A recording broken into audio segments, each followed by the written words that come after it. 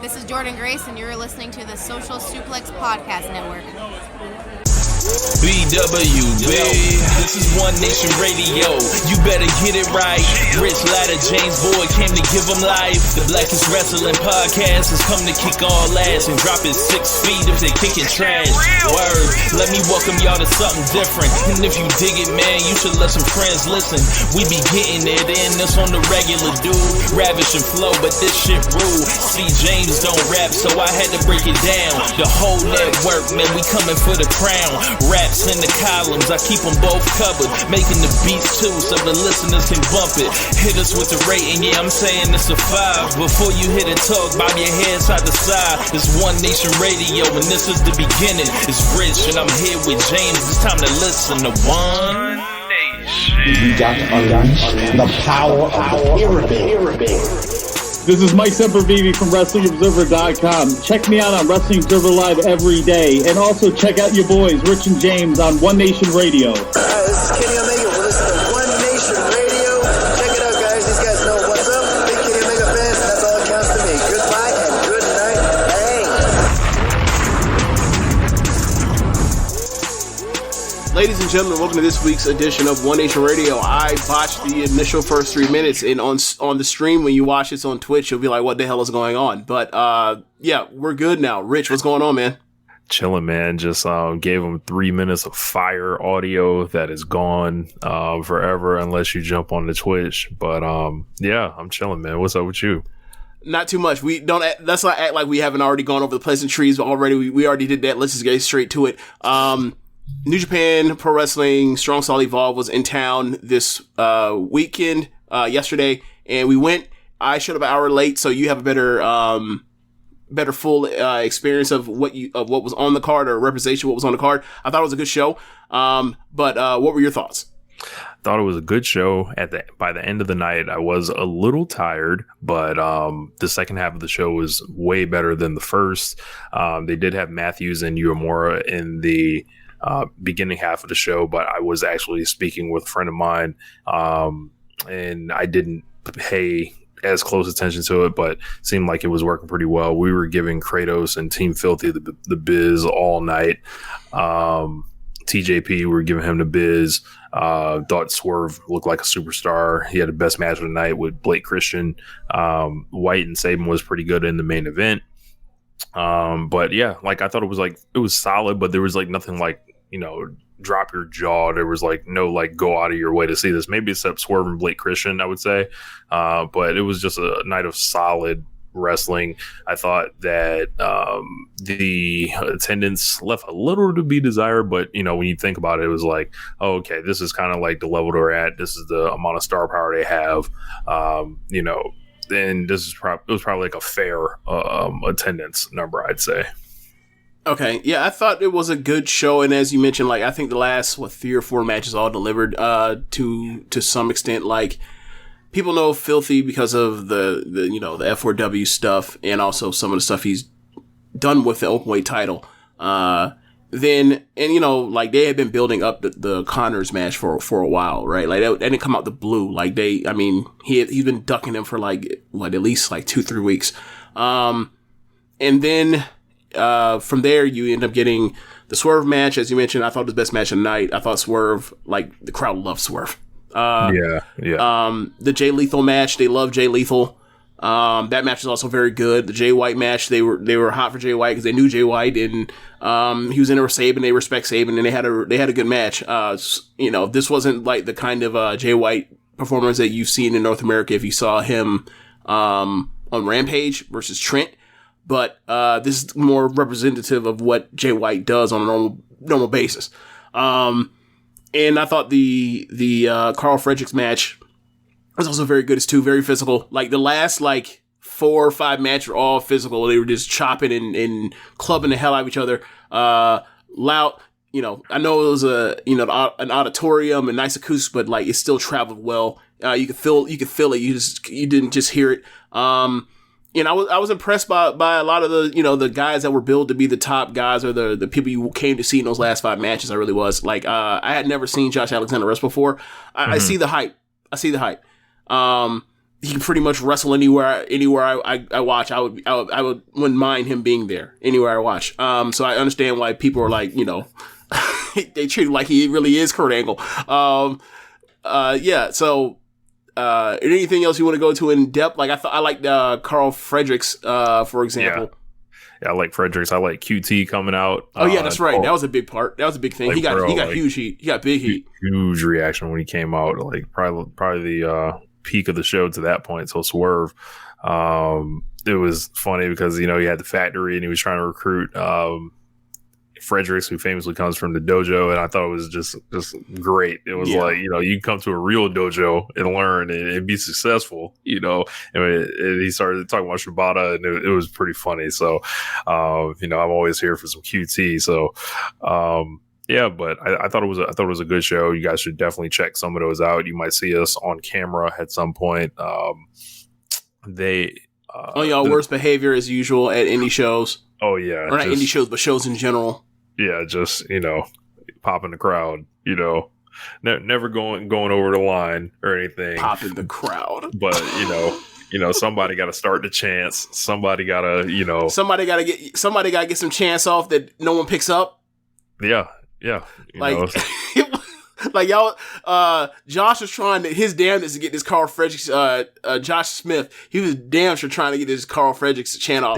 It was shocking because it was like some of the people would come out and just get no reaction. It would be true. Deathly silent, and we're talking about people like Fredericks or like Hikuleo, Clark Connors, but like the people that they knew, like they were really into, like Swerve or Jay White. Lethal was over. Over. Yep. And he actually beat Ren Narita. So the post match angle, like James, you had left by this time, but. Should I tell him? Yeah, go ahead. Jay White start his match and he starts doing the powdering thing, and I was like, all right, man. All right. So by that time I was irritated. I was tired. I had only slept like 2 hours that night before. So I'm like, hey man, I'm not in the mood for this shit, Jay. Like, get to wrestling or I might just leave. So he did the powder stuff. He did one more thing. Like, I literally stood up in my chair and like walked to the back section where y'all were or whatever else. So I was like, all right, let him do some more bullshit. I will walk out this bitch. I don't care.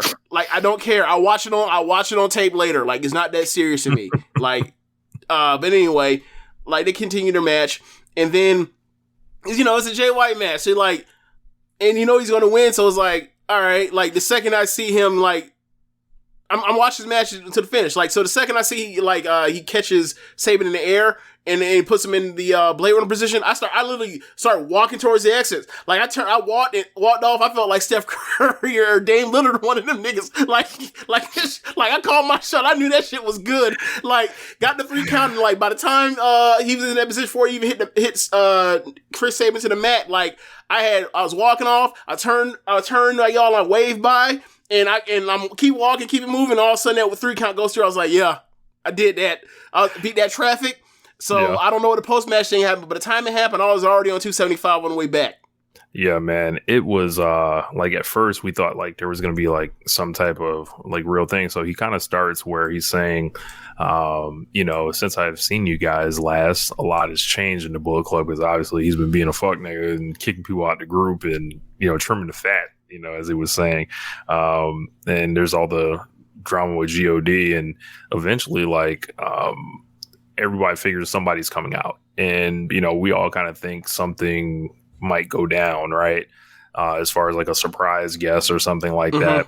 And we were like, man, like I was like Jen's about to miss this hot angle, like, and I was like kind of clowning or whatever, like as far as like it being hot or whatever. And then Hikuleo comes out to absolutely no reaction, and Hikuleo comes to the ring, but obviously Hikuleo and Jay White, and he's with God, and we're like, okay, let's see where it goes. And then they get in the ring and start talking to each other, and just nobody has any idea what they are talking about, as far as like as far as like, hey, I'm in Bullet Club, but the future is now. Why can't the future be now? He's like, big man, you're the future, and all this other stuff. It was like, it was very confusing. I felt like everybody was like looking at each other when it was done because nothing happened. Like White just finished promo and left the ring or whatever, and it was just kind of left up in the air still. But I was like, this is not. I was like, bro, this is not captivating at all. Like White was just like battling on. I was like, this is not this great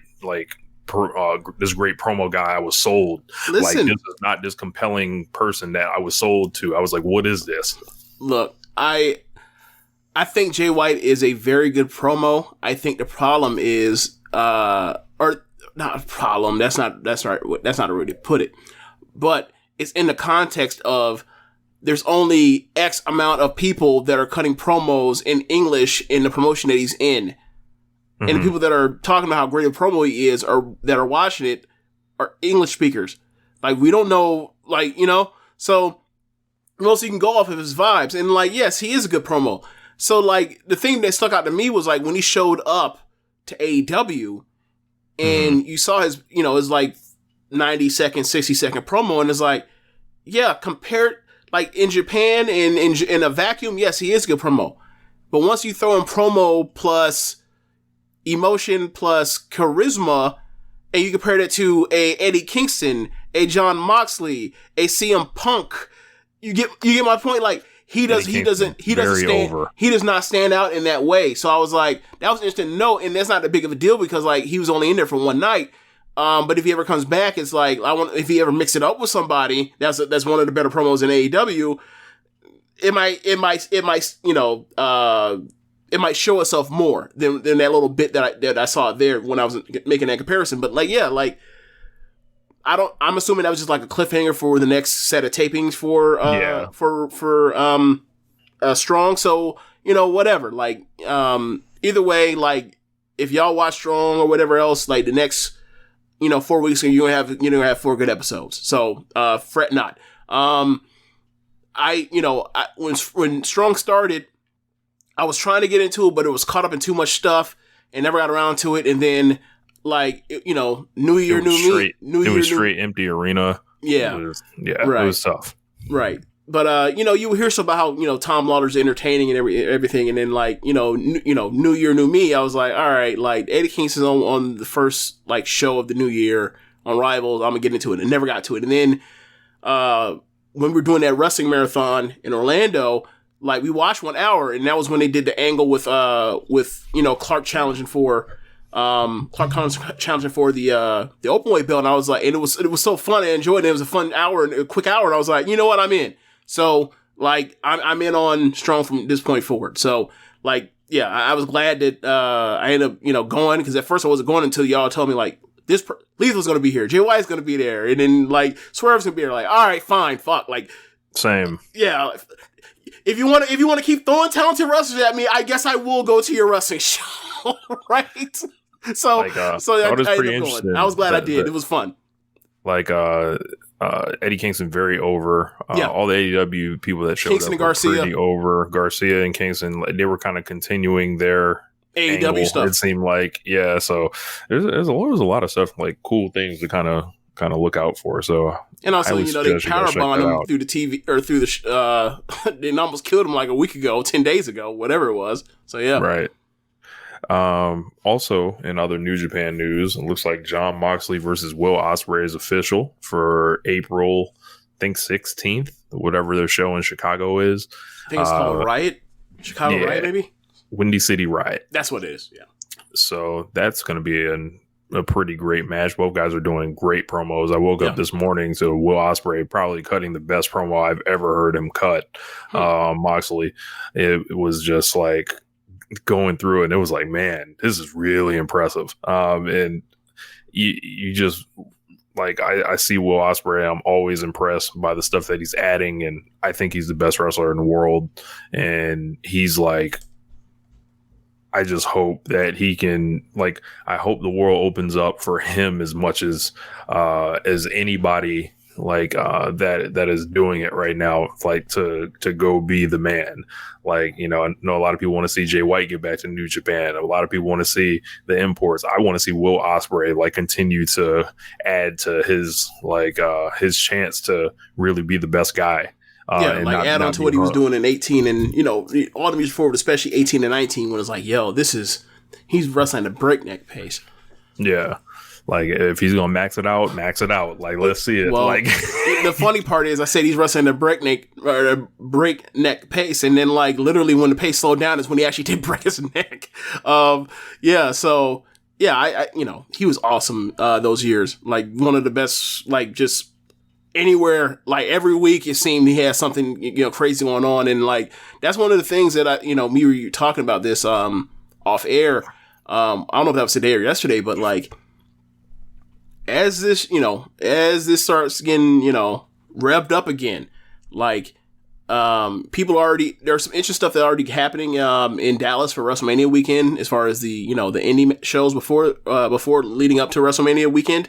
But, like, with the prospect of Los Angeles, Southern California next year, a year of more, you know, medical advancements or whatever else, like, it could be back to how it was in like 2008 or 17, 18, and 19, where just like, you're going to get a bunch of great shows and all that kind of stuff. And like, that's what I'm hoping for, because it'd be because a lot of people, they wanted to come and do all this stuff. Like, you remember there was, you know, Tampa, they were going to have the Tokyo Joshi Pro show. I think there were, you know, all that stuff. Like, Stardom's, if they can get to Los Angeles, like, they're going to do a Los Angeles show next year. Mm-hmm. So, like, you know, that's something to keep a lookout on. You know, all the New Japan people already will be in town, just like they used to be.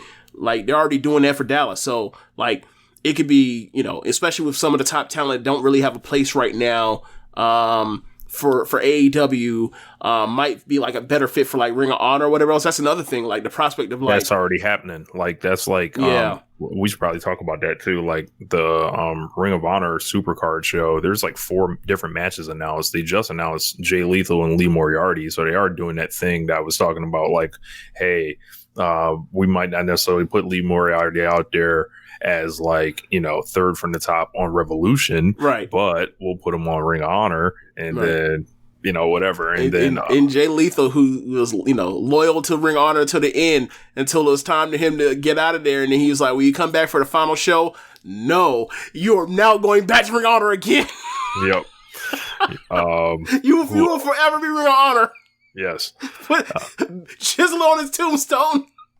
They added FTR and the Briscoes That's right. over there. So, look, matches you can't do in AEW, right over there. Swerve and Alex Zane, I believe, is also on the card. Then there's Bandito and Jonathan Gresham. So, like, quietly, like, that Ring of Honor Supercard show is actually looking better Real than nice. many of the other ones they had planned in recent years. Yep. You know, and like, I made that joke, but it's like, don't be too shocked if all of a sudden you see another G1 Supercard show up in LA, like at the Forum or some shit next year. Like, if Ring of Honor like does what it, you know, like does what it is on its best behavior or whatever and progresses in that kind of way, like, there's no reason why they can't draw like, you know, a big audience to get the Ring of Honor act when they have their shit together with New Japan. There's no reason why they can't, and especially in that area, especially with the people that will be flying in for a WrestleMania weekend. Like, yeah, so they could do another successful show. And WWE can't take every venue in Southern California. Right. Like, I think, like what TK will always said, or Cody used to say, and we'll get to Cody in a minute, actually, like, that AEW would not run during, like, WrestleMania weekend. That's not a thing they'll do. It is not AEW. That's not the name on the contract. But nothing was ever said about Ring of Honor. Right. So, like, you could, like, if they wanted to load that shit up, like, you know, like, it seems like they're doing cool matches, but I don't think what they should be doing. Yeah, like, they're not blowing anything off. They're not saying, hey, like, hey, New Japan, can you give us, you know, right, somebody, and then we'll put Danielson against them. They're not doing that. Yeah. But look, next year though, all bets are off. Right. Because the thing about it, just like you mentioned, or like about this, like, they want to come over here too and wrestle on these indie cards. Like, how many times have we seen? Like, think about it, right? Outside of, I think the only time we've ever seen Tanahashi or Ishii or Ibushi have been through the Ring of Honor shows, right? Or Rev Pro.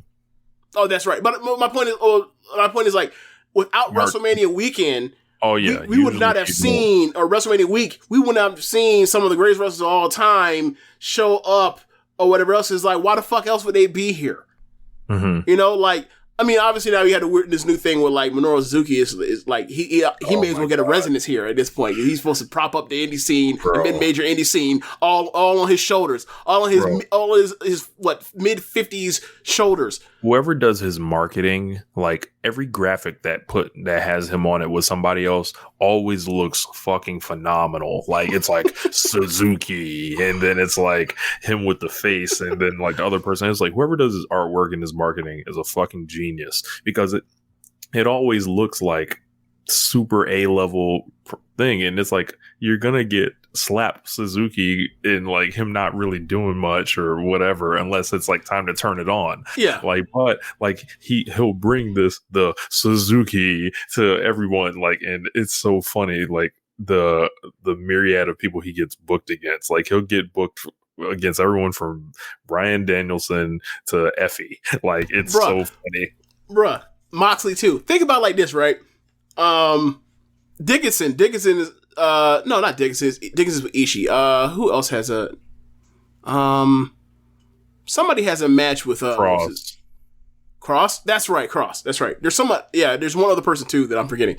I think Dixon does have a match with Suzuki too. Not just Ishii and Suzuki. Anyway, it was funny today, you mentioned like, you know, the kind of like the like the aura around Suzuki, and we all know this exists, right? But the same thing was for like badasses like Ishii and Shibata as well. But Suzuki is a bit of a singular thing. Like, it's funny because today Undertaker had an interview and a bunch of quotes came out where he talked about, you know, more shitting on the current generation and the young people younger than him. I saw one tweet that was like, why does Undertaker think that he's Minoru Suzuki? And I laughed because I'm like, this man has main evented WrestleManias, plural, but you're like, you ain't fucking Suzuki in these streets? Bro, I saw some other shit. Somebody was like, "Oh, bar fighters, huh? How did being a bar fighter work out for Shawn Michaels?" Oh like, yes, both times. Also in the comments, Black Saber Jr. says they're doing Suzuki versus Too Cold Scorpio at the GCW Detroit show. Like, bro, if you put Suzuki will literally wrestle anybody. He'll wrestle you if you want. I don't want to wrestle Suzuki. I get what you mean, but nah, don't even put that into the airspace. Yeah, man, like, hey, you in the business, you liable to get it. Yeah, like, I'm surprised he hasn't been asked to do intergender yet, because you know he'll do it. I've seen him do intergender. Yeah, he'll do it. He does it the right way. Yeah, I bet there is there has to be like a recent like American match where he's done intergender. I just can't think of one, but I'm sure it's out there. I don't know, but all I know is like he does it the right way. It's like, we're not about to play no games. Like, I'm gonna wrestle you like I'd wrestle anyone. I don't give a fuck. But yeah, like I forgot we got off to this point with Suzuki, but like we're talking about the indie scene will like next year. But like, yeah, man, in Ring of Honor. But yeah, I almost like. I love Puro. Obviously, we're going wherever the hot shit is, but it's like to have it here. Like, I kind of miss having, you know, being able to watch two American shows or two American brands, if you will, or whatever else. Like, I hope Ring of Honor works. I would like to watch Ring of Honor along with AEW. Like, GCW isn't for me. WWE isn't for me anymore. So, like, you know, I kind of miss that. I kind of miss that to see, you know, like a more American style of pro wrestling or whatever else. I really do miss it. Like, I love AEW, but like, a lot of it is so lucha influenced or Puro influenced that it's like I already get the Puro here. Like, I love Kingston's matches, but like I already get that, you know, where half the stuff I watch. Like, and then lucha, that's good influence. I don't you know, it's not like we're watching AAA except for AAA Mania. But yeah, like it's kind of like the classic technical style, like watching a Gresham, watching a Danielson or a Gargano or a Dunn or whatever. Even though he's not American, my point, like I don't get that much. I don't get those kind of vitamins in AEW as much. I get that from Danielson, definitely. That's why I like Danielson so much. But yeah, I'm all for it. Like, let's go ahead, Bushiroad and Tony Khan to infinity and beyond. To the rescue. Yeah.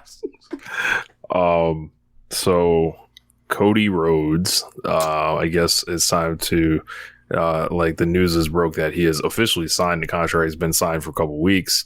People think he's gonna do one of those deals where he debuts at WrestleMania. And we were talking about it the other day in the group, and we were sent a clip of Cody, from his podcast on the AEW podcast where he was on there. Who's running that now? Still Shivani and Aubrey. Okay.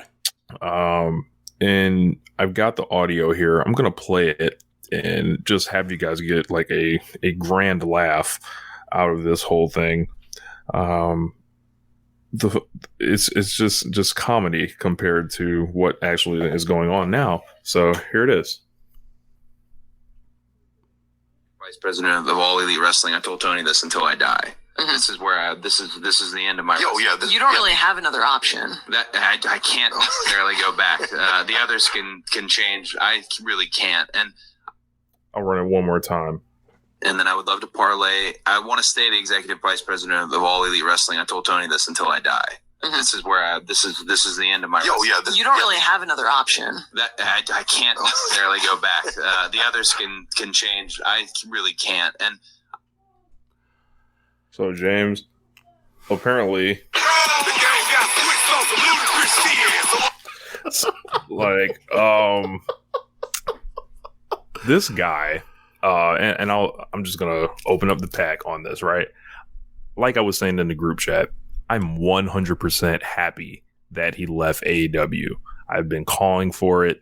I was sick of the shit that we were doing on the TV, but let's not get it twisted. He's 100% a fucking fraud. Like, and this is not like me take my dislike for Cody, like, and his wrestling style and everything else out of this, right? Yeah. Like, this guy was the square leader of doing dumb shit, like, on screen. And I liked a lot of the the shots at WWE and breaking the throne and pulling out the golden shovel. He had an entire feud with Triple H that no one knew about. No one knew what was happening on this thing, but this was him, talking about he can't take direction anymore. He needs to play his own music. This propaganda, like this, they don't own pro wrestling stuff. When you tuck your tail and you bow down like the West Side Connection back for Vince McMahon after all this, after you were an EVP, probably making 7 figures already. So I want to address this little dumbass argument that people talk about where, you don't want Cody to get some money for his family. I'm sorry. I didn't know he was on EBT, sleeping outside in AEW. This man is on an executive contract, barely wrestling, doing multiple television shows. This man was not in the poorhouse, everybody. Let's get that correct. But let's take a look at it. Like, when you do all that, right? And we went over, I don't want to do the whole conversation we did last time as far as, hey, he can't win the title. Mm-hmm. Don't care about any of that. Okay. What I care about is this man is a fucking fraud. And like this whole thing was like, it was orchestrated from day one. Like, this man, like, I'm not going conspiracy style with it, right? But all I'm saying is when you pull back all these statements, these interviews, these podcast appearances, these promos, everything, these promos, they are going to look shit in record time. They're going to look like shit, and it's going to be just the sweetest taboo, as Sade would say. Like, for me, someone who's called all this shit at once, that said that man was a fucking wave rider, that was just pulled up and found the hot thing like a real worker would do. You know, can't take that away from him, but we're also going to call it what it is. It was a fraud, a scam. Okay, so I'm with you. I'm not nearly as gassed up and excited to do it with the glee you have on your face as you do it. Like, it's like you've been waiting to do this for a while now. But I agree with you. Like, because it wasn't just a character. Because like he did these promos at every revolution, right? Because he did these promos, and then he also, like you mentioned from that podcast, like he talked about how he couldn't go back. And to be honest with you, in a way, I think it wasn't that so much if he was a fraud as much as it was he was hedging his bets. Like, you know, we know that he talks to Dave Meltzer. You know that, like, when that Flip Gordon stuff was going on, Meltzer said, like, hey, like, y'all got, you got to pay attention to the history of pro wrestling when it comes to angles with your wife, Cody. And then he said, I'll talk to him. And then what do you know? Pretty soon, that shit got pulled. That whole best friend scene with Brandy and Flip, that shit was kiboshed, right? We've been hearing over the last, ever since this whole thing came to an impasse with AEW, with Tony Khan and Cody, that, like, can I give you one more thing? Yep. Yeah, go ahead. Do you remember when CM Punk was originally getting brought up in the promotion, and then what was happening? Cody was saying, I think CM Punk might sign with WWE. He was projecting. Okay. I didn't even think of that far about it, but like, Meltzer, if you're someone that talks to Meltzer, just like so many people have, right? Or do, like, Meltzer has always talked about, like, the guys that were in WCW and talked major shit on Vince McMahon and on WCW, and how Heenan never did it. And then when it was time for Heenan, who was still like, when he gave a shit, was still awesome. When it was time to try to get a job again, he didn't reach out to him. But Vince, because he has this weird thing about owning people that shit on him, to pay people money for to talk shit on him, which is like, you think you won, but you didn't. You lost. Like, you're keeping people alive, that you're keeping Bischoff alive after okay, you're an idiot, whatever. But we still have to listen to Bischoff to this day. Right. But my point is this, right? Like, Cody listens to Dave Meltzer. So when this whole entire thing, like, whether or not Cody wanted to do it or not, he knew that it's like, if this shit goes belly up, what the fuck am I gonna do? I got it. I will do two things. I will be able to rebel our base, who is anti-WWE, and two, I will set the course to talk mad shit, to where if it's time or when it's time for me to end up back in WWE, I will not be left out in the cold like Bobby Heenan was. I would be someone that he would be one of the first people that he would want to bring in, because I have talked so much shit and I would have to eat a lot of crow in that locker room if not. So Cody is like, and keep in mind, like, there's a different era when, like, the guys, they don't give a shit. They're all friends. They don't care. Like, when Cody left, Kevin Owens hooked him up with the Young Bucks, and then they went from there, right? The rest is history. Like, when he comes back, you'll have Sami Zayn there. You have all the people he was already friends with, whatever else.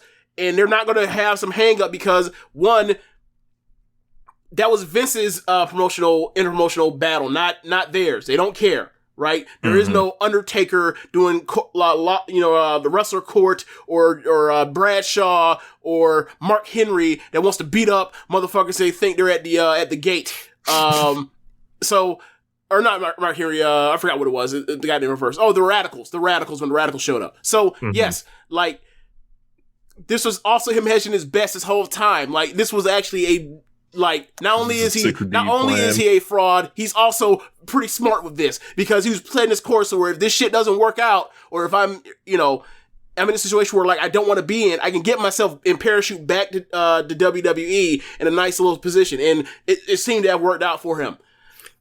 Yeah, just hilarious. Like, on not so just many a fraud. levels. A schemer, a shyster, and I'm not talking Irwin. I don't know if we're allowed to say that word. Really? Is that word anti-Semitic? I think No, it might be.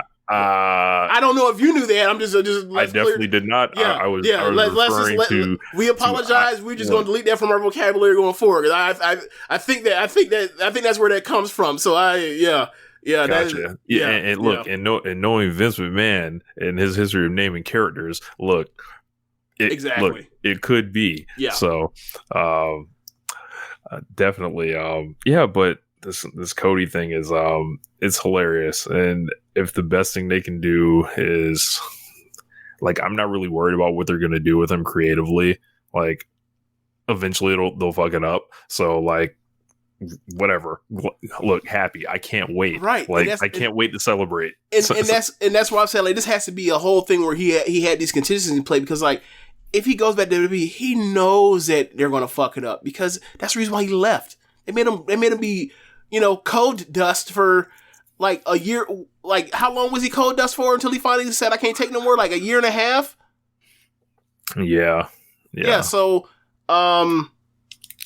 whatever. Like, and like, he'll be there for his time being in the, and don't think for a second like he won't show back up in AEW. Like, I think I've been saying this since he, we heard about the impasse news. I'm saying it now. He'll be back. He'll be back in AEW. God, I hope not. Stay there, retire at 40, like you said, unless that was also a lie, Cody. Did Dusty retire at 40? I'm not sure. I know Dusty, like, pretty much by like 1992, he was out of the ring largely, and he'll do like one-offs like later on. But okay. Man. What else we got? Unless there's some other WWE news, like I heard that like the builds are better for WrestleMania than people have enthusiasm for. The problem is, like, some of these builds that are good are like for the celebrity matches, which is like, that's cool. But that's not, that's not what's going to draw like a person that's going to listen to this show, I don't think. Yeah, I don't. If you're a regular listener to this show, I don't think you really have much on the show to look forward to. Like the one thing they had was like AJ and Edge, and I've heard that has stunk so far. So yeah. Hopefully, they'll turn around. Like we'll we got to talk to somebody to get them to do a preview for next week. We haven't talked about it yet, but we have plans. We'll figure out what we got for a preview show next midweek show next week. So. Is there any way possible I can just put up a still image of myself during that WrestleMania preview? Why do you want to do this? You act like you don't want to talk shit on WWE when you get the chance. You sit there and be like, nah, man, no buys. Nah, doesn't move me. Oh, hate it. Change it. Edit it. Edit this shit.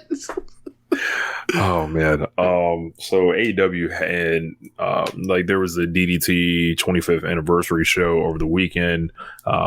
And Christopher Daniels actually they played a video from him announcing a partnership between AEW and DDT, and we later found out that Tokyo Joshi Pro is involved in this as well. So they're saying they're going to bring some of their stars to America. I'm sure there's some people in AEW that want to get over to DDT for, some kind of matches and all that. I heard this. I was pretty excited just because, like, I think companies trading off folks and, working together is always pretty cool. And everything that I've ever watched with it. Of course, that's like Kenny's home promotion. So I'm sure and he worked their 2019 Peter Pan show. I know Eddie Kingston wants to wrestle Jun Akiyama. And that's going to be... This is all speculation. This is a wild guess. Oh, yeah. No, we know. He's you don't need to cut no promo on it. We already know. Right. Like Eddie. So... You know that I've looked at his cage match to see if he's been over to Japan before, right? Yeah. Has he? One time before. Yeah. Okay. One time before, I was like, that man itching to take his ass over there. Yep. Anything. That man, get that man in the Budokan. That man might lose it. That man finna go anywhere. Like, look, man, I'll wrestle at Shinkiba. Oh, yes. I was finna say Shinjuku face, but sure, same difference. Anywhere. Just get me Just get me over there, please. Of course, Konosuke Takeshita is probably one of my favorites from DDT. Also, they have Tetsuya Endo. They have plenty of goofy wrestlers. They have Yoshihiko. Can't wait to see Yoshihiko whooping some ass on Dynamite. That'd be pretty fun. And I need to let people in on that joke, or we can let that ride. I mean, I think it speaks for itself. Okay. So Google it. Yeah. I think today was like the 7th anniversary of Yoshihiko and Ibushi. I ended up liking it. I ended up liking it, something on Twitter about it. I remember when we first watched that match, we were like, yo, it's ridiculous, but how the fuck is this match so good? That's why I invite all the fuckery, because I want people to have meltdowns. I want people to get upset. I want people to be outrage marketed to further blow the shit up. And then of course we know the real is also going to come over too, so that's going to be some shit we're going to enjoy. As far as Tokyo Joshi Pro, who do you see that folks here would be excited about? Well, but outside of Yuka and Ito? Yeah. Okay, so you already know Ito and Yuka. Ito was, I think beginning of last year when she showed up is one thing, because she's a fine wrestler.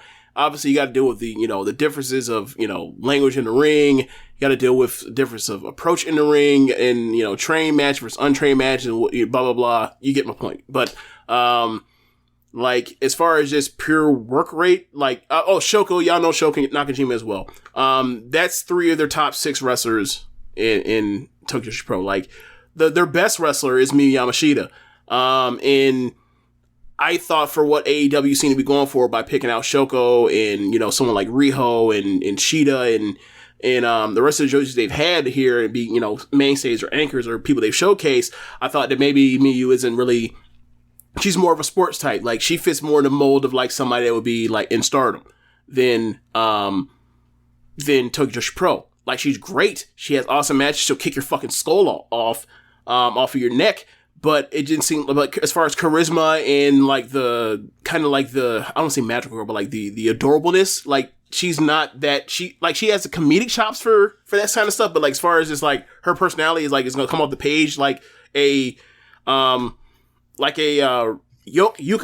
Nah, that's not her. So I thought that maybe they were holding off on that, or maybe they just weren't interested in her in that way. But she's going to be over here, because her and Ito are both traveling to the West Coast, I think in Portland. Mm-hmm. So that could all be at play. That also could explain why she dropped the belt that we'll talk about later on the show. But that frees you up to book her a little easier. Yeah. And then other ones I think that Miyu Watanabe, I think that people will like her. She fits in that spot. I do too. She fits in that profile of super charismatic, big smile on her face all the time. But the thing that separates her from the rest of Tokyo Joshi Pro, for the most part, is she's strong as hell. She'll giant spin people. She'll lift a bitch up. Lifts and throws and power. She's a power wrestler. So I think that would be a nice, diversity act from what you think of when you think of the AEW wrestlers from Tokyo Joshi Pro that you've seen. So, they have a number of wrestlers. I think Hikari Noa might, as an alt girl coming in, I think that could work to be they're not just all, cartoon characters. There are some that have the look of it's still kind of neat, but she has gauges in her ear. Okay. She was dressed like a, like a rocker girl or whatever. But yeah, there's a few Tokyo Joshi Pro, their undercard and their mid card is plenty of goofy shit that doesn't appeal to me, but they have about 10 or 8 to 10 wrestlers that all range from either they're going to be very good or they're already good or even great. So yeah.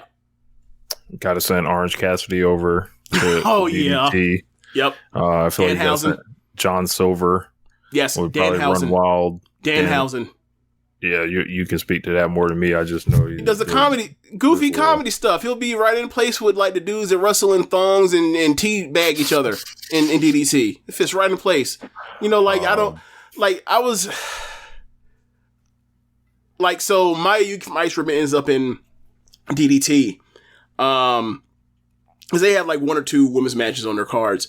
So I'm interested in like the feud she was building with Saki Akai, who was also on the Tokyo Joshi Pro Show as playing her alternate ego, Saki Sama. That's her is like this evil rich French villain. Anyway, like I want to try to look for one. I can't wait till Jim Ross has to call this shit. Oh my god! There's no way he's calling it. They put that shit at least at the start. Like they got to put that shit on dark, and then at that point they got to inform him of what's going on first, because he'll be like, "What is this?" He might leave the set. Or like, turn his mic off and put it on mute. Goddamn Omega. Yes. This bullshit wrestling. God damn it. Where's Regal and Daniels and the Moxley? Where's Hangman at? Look, that's who we need to send over there. Regal. We need to send Danielson over there because he'd do it. He don't give a shit. Yeah. He don't care. That should be hilarious. I'll do anything. I don't care. And that would probably, and then send it to Ross, and then Ross would be less likely to have a heart attack. I gotta send Keith Lee. I think that would be... for a lot of reasons, Lance Archer. Yeah. Well, I don't know how that works politically, because like the way Keith Lee was making it sound is like he might be one of those guys that's on the bubble to go to New Japan once they can. Like, because like the story is when Keith Lee was talking on Jericho's podcast, he had mentioned a whole nother story. Yeah. He was mentioning like he was same thing with Riddle. Like they were both, Evolve guys. They were setting up to go to New Japan, and then they both get phone calls about going to about NXT. And next thing you know, they end up in NXT. The way that Keith Lee said it was almost like, nah, bro, can't let you do that, big dog. Can't let you do that, big dog. Like the way Gabe Sapolsky hit him up, he's like, nah, that can't happen. You finna get a phone call. Just be prepared to pick it up. Yep. Imagine them in the G1 like in 2018, bro. That was already a great tournament. Yep. What else they got? I think Miro would be fun over there. Miro. Send the Acclaimed just for the God. just Rapping for the gags. English, they'd be like, yes. Wait, what? They were like, huh? No one gets it. Right. Look, if you can't send Lee, how about send Powerhouse Hobbs in his place and then you do all the same stuff it would work even better because like he's big even for AEW centers, but like in Japan, like he would be probably even bigger as far as the height thing. Yeah. Right. Right. Yeah. Like I would love to see Hobbs and Cobbs. Yes. Hobbs and Cobbs. Yes, put that on a B block. Yes. Send the entire Dark Order to fight one of the DDT units, I'm sure. Sam here said, what will Bill Watts think?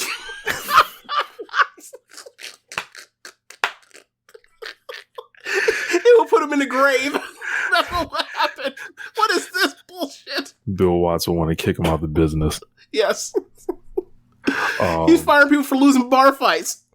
Shoot, that's why that man ain't want them to put the belt on Sean. Unbelievable. Zach said, like we discussed with this collab, Hangman needs to watch out for Muto. But he said that earlier this week too. He did. Yeah. I think he's fine. Bad hip and all. I don't think I think Paul White definitely has to go to Tokyo Joshi. Yes. Can you imagine? Like, it's so funny because, like, I'm pissed they haven't let him meet Riho on camera yet. That hasn't happened? Like, I know he called a match of hers, but I don't think they've, like, interacted on screen. I could have swore that I saw, what? I guess maybe it was just Emmy.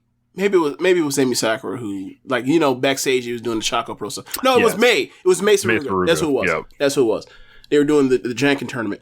Yeah, man, like, there's a lot of crazy, goofy, wild stuff they could do. And, like, to be honest with you, like, with Ring of Honor, with partnership with, or with buying Ring of Honor, with the partnerships established with AEW and historically with Ring of Honor and Strong for New Japan, with this whole thing, like, they can get their wrestlers a lot of matches to get them up and ready for the time being when it's time to really push them, or when someone can show and prove that, when they can be adults on the road or whatever else, they can, kind of get going. They can kind of, track progress. Like, this is a way to, like, do more than just the dark stuff. Because, Dark has not been, real matches for a while now. So like to get them real experience in other places, I think that'd be big for them.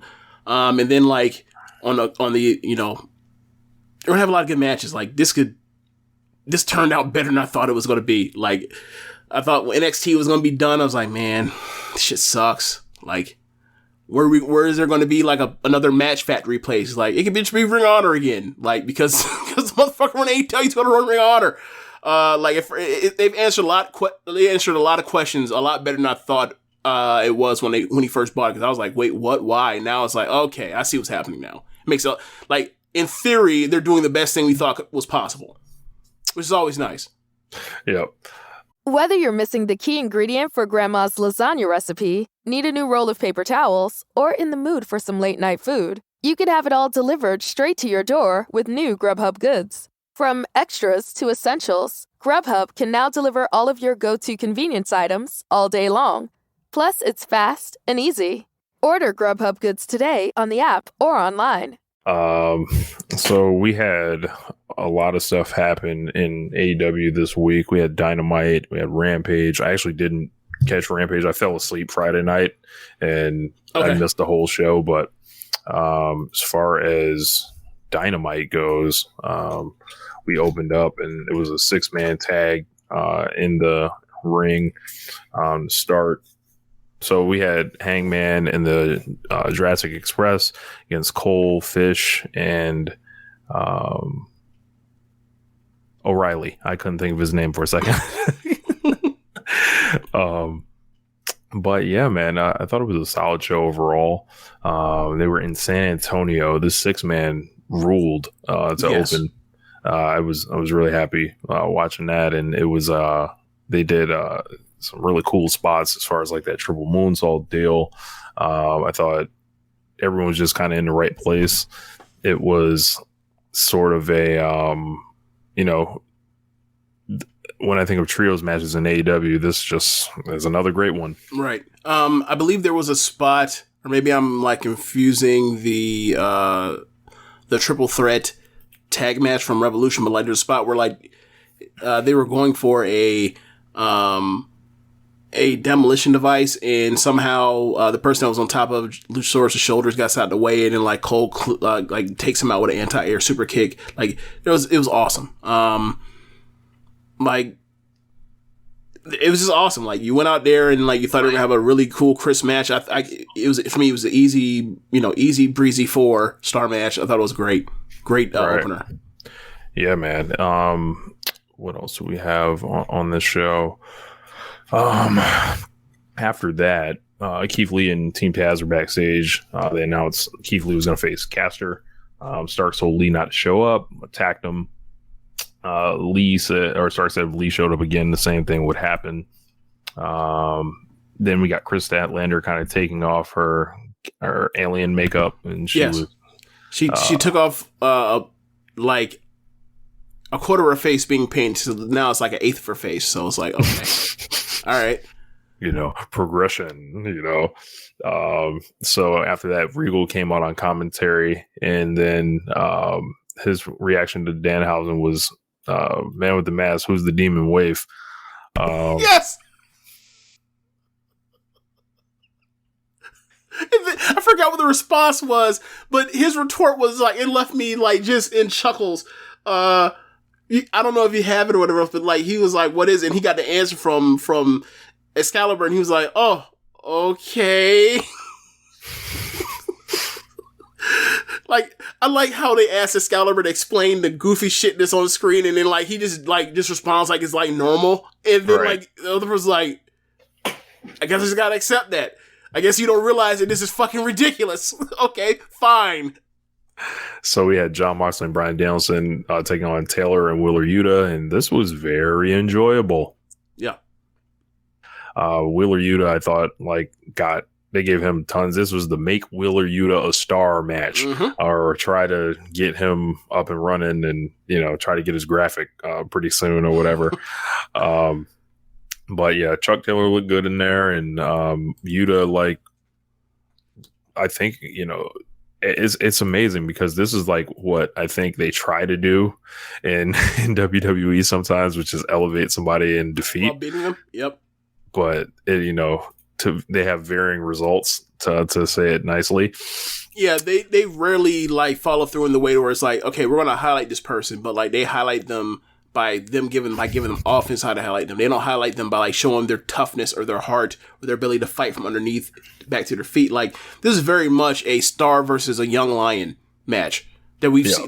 We watch this like, every second or third match in Stardom. But yeah, they just the way they told it and like it gets you to cheer for the person who's working from underneath because like all you want to see is a good fight. They're not going to win, but you just want to see them have a good fight. Yeah, and I think you got to like kick out of an additional move you didn't expect them to kick out of. Like these are like the simple stories of wrestling. Like people talk about they want to see stories. This is what storytelling is. Yeah, like we talked about this last show I think. Like when Azumi was in there with Hannon and Hannon was 5'6" or whatever, 5'5" at 17, and Azumi's 5'1". And Azumi's beating her ass, and then like she hits her with a double foot stomp and crushes her, and then Hannah kicks out. Mm-hmm. And then you get claps from the crowd, and then Azumi puts her away, but it's like, yeah, you want to see the person that's getting their ass whooped or outmatched, like fight back. It's just an underdog story. That's all it is. Right. They also had, so Danielson and Moxley got the win. After that, they were all kind of walking out. They mean the best friends, but then, Yuta turns around, jumps in the ring, crowd starts going up for it, and then he tries to offer Regal a handshake, and then Regal cops back and like slaps the shit out of him. Yes. And then he fires back on Regal, and then Danielson kind of comes up like, "Hey, what you doing, bro? Like, bro, like, we calm jump down. You. Like, you could, right. We already whoop you in a sanctioned bout. Like, just wait till we get. We will fuck you up. Yeah.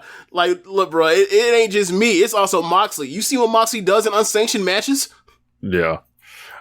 So like that's something to look out for. So it kind of sets the stage for either him to try to impress Regal more in the future and try to get that invite. So FTR is backstage. Okay. One quick thing, because now we're just about the Regal section. We just talked about the Keith Lee interview on Talk is Jericho. They did one with Regal that aired this past week, and he's had a rough go of wrestling injuries and things that have happened since he's been in a management position in WWE. Like times where like he just fell out. Like he was in an airport and he just fell out, and like he, just because like all the stuff that's happened to him, like he basically broke his neck and then didn't realize he broke his neck and then wrestled through it, and then like the only thing holding it together was almost like his body produced like a gelatin type thing around his spine. He had some issue with his heart, to where like his heart start developing this thing where like basically hardened around his heart. So like when he would get like CT scans for stuff, like they'd be like, "What the hell is that mass?" Like, "Oh, that's my heart." And then eventually, it thought that like he might, if he sneezed wrong, he might be paralyzed. If he sneezed wrong, he might have a heart attack in different episodes, whatever else. They had to talk about how like he was leaking spinal fluid for so long that like they had to have him basically like sit in a chair for like something like a number of days and not move, and then like every hour or so they would have to run off spinal fluid until to get it to stop doing that. Like there was tons of stuff like the fall he had at the airport. Like he basically fell on the way down the escalator and like cracked his head or his orbital bone on like the rubber armbar thing, and then like landed softly off of that.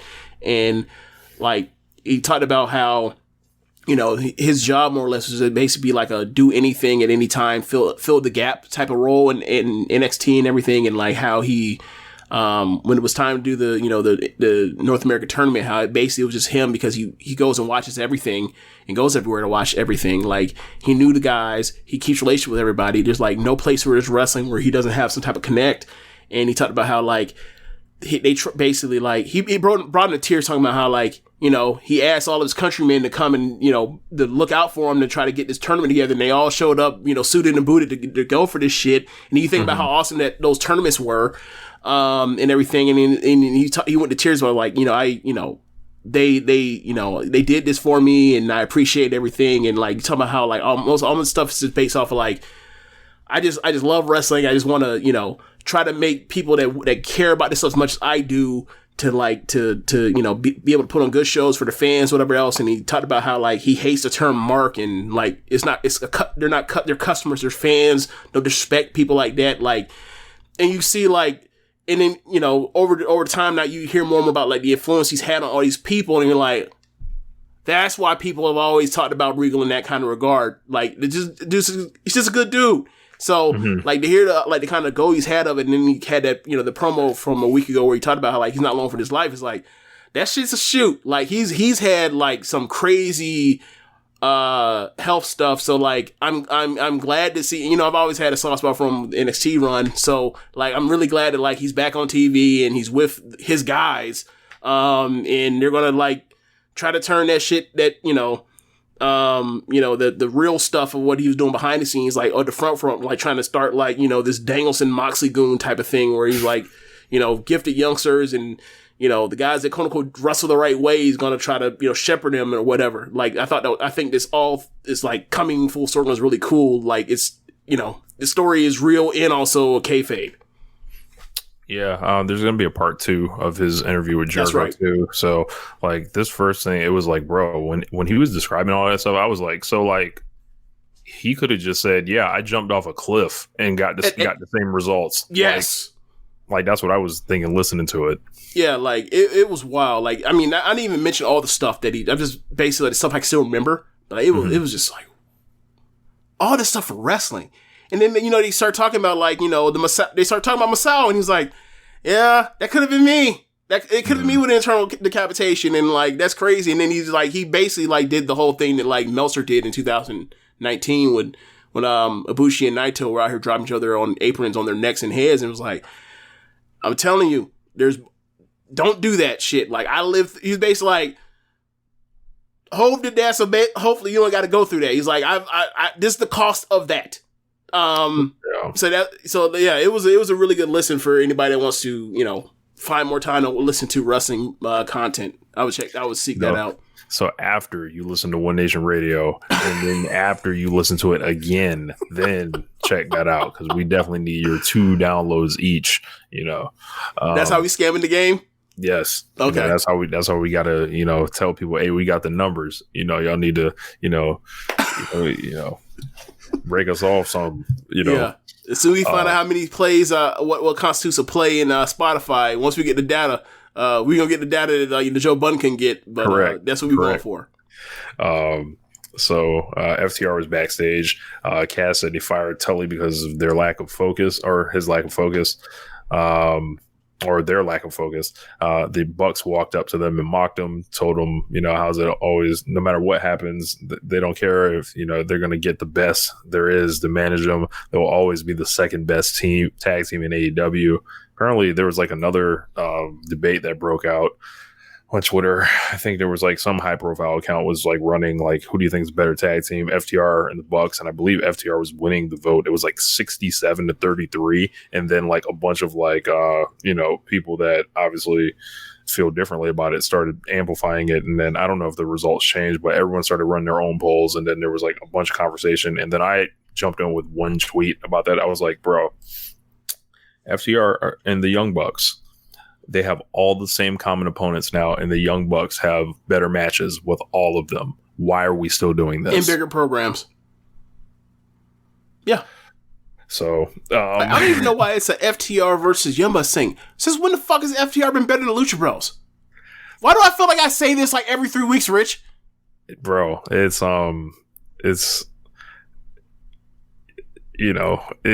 just a team people want to latch on to say it's not the Young Bucks. That's what they want to do, but they never do it with the Lucha Bros. Then fuck, do it with a team that's actually like on that, can actually wrestle to that kind of standard on a consistent basis. FTR ain't it. The Usos ain't it. At least they stopped with the Usos thing. At least they know maybe at this point, but yeah. So. It is. There are levels to greatness. They're not on that with the Young Bucks. It's just not. Sorry.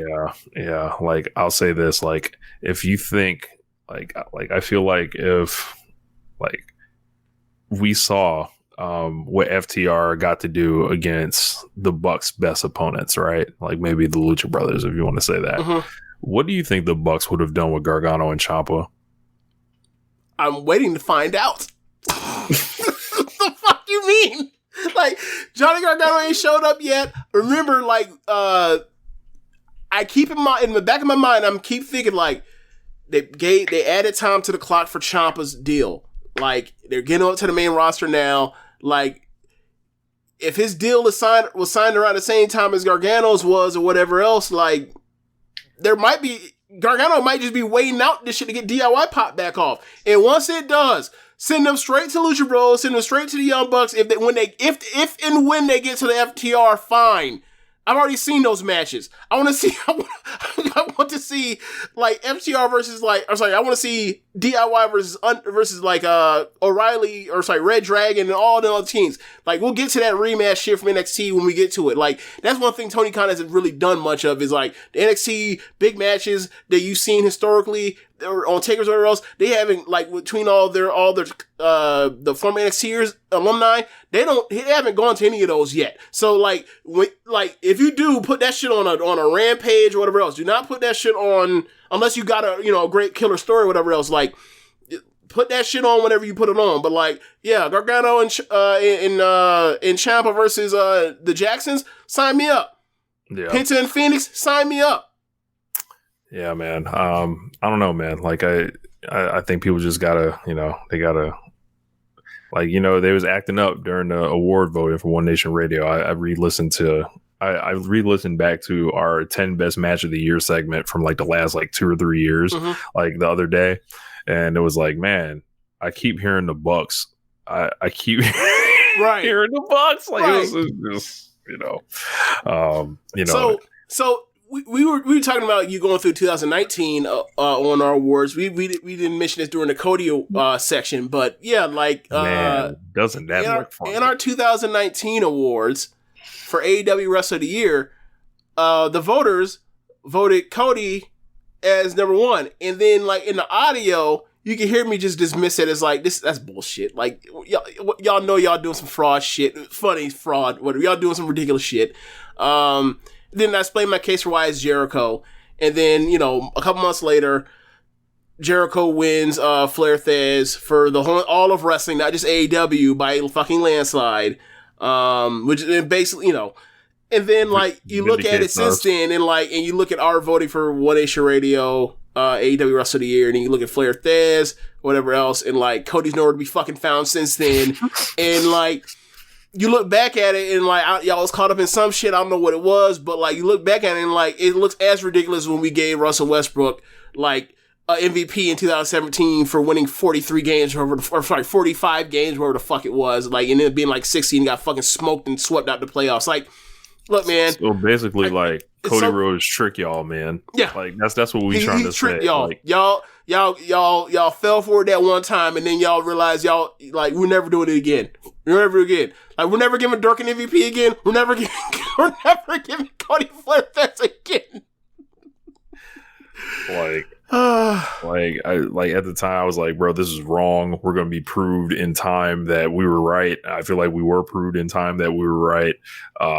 And just like, the things everyone was swept up in was the things that I give him credit for. Was I always called him the speech man, and he was someone that was good at rallying the troops and all that other stuff. And breaking thrones. I need my older brother. And I actually had mentioned this to Josh yesterday. I was like, Cody has been replaced there's a direct replacement for him in AEW. I'm not even going to go there. Okay. So there's a direct replacement, somebody that's a great orator, somebody that is on the show having some of the most emotional, crowd participation, people going fucking crazy in the middle of the show, month after month, pay-per-view after pay-per-view. Eddie Kingston. I thought you were about to say Kingston. I was like, once he didn't say it was MJF or Punk, I was like, is it Kingston? Yes. Look, Kingston. And I was like, I thought about writing this column. I'm like, Eddie Kingston is the direct replacement for Cody. And it's like, but he has a gravity to his shit that Cody couldn't fucking dream of, obviously. Because he actually knows himself and knows what actually people want to see out of him. Like, Cody is pulling a lot out of his dad's playbook, which is like, that's cool. And your dad had a lot of cool shit when he was a booker at times, but like, inevitably it ran its course, and in this era, it runs its course even faster. And that's why he left the territory. That's why he told Meltzer he's leaving the territory. So yeah, like, you're right. And the thing about it is, like, do I think that, like, in an athletic contest who's a better athlete? Cody, right? 1,000,000 times out of 1,000,000.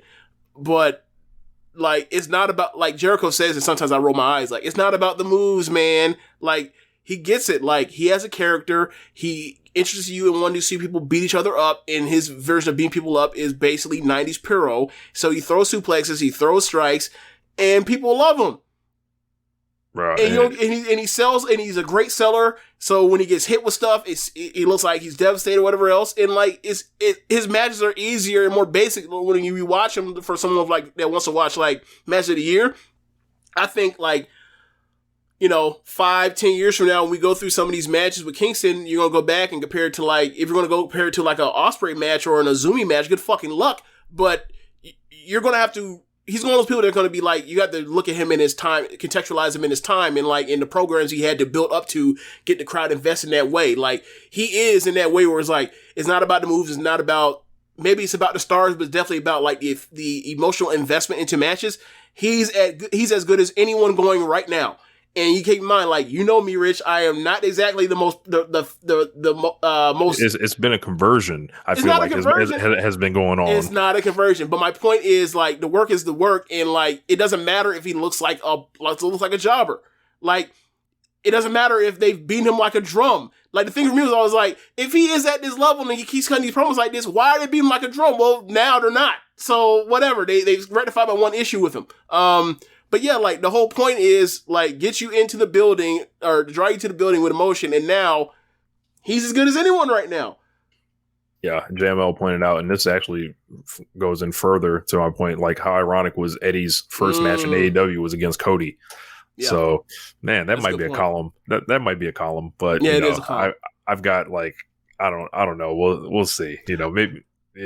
y'all know I'm tied up a little bit, but I was working on I was actually over the weekend I was pitching ideas to try to do a DDM Donado Model Explodes column, but now I thought to myself, like, how can I do this without turning into basically like a preview, like the fifth or sixth preview that's out there for World Climax, and I was like, I might kick it around a little bit more, but we'll see.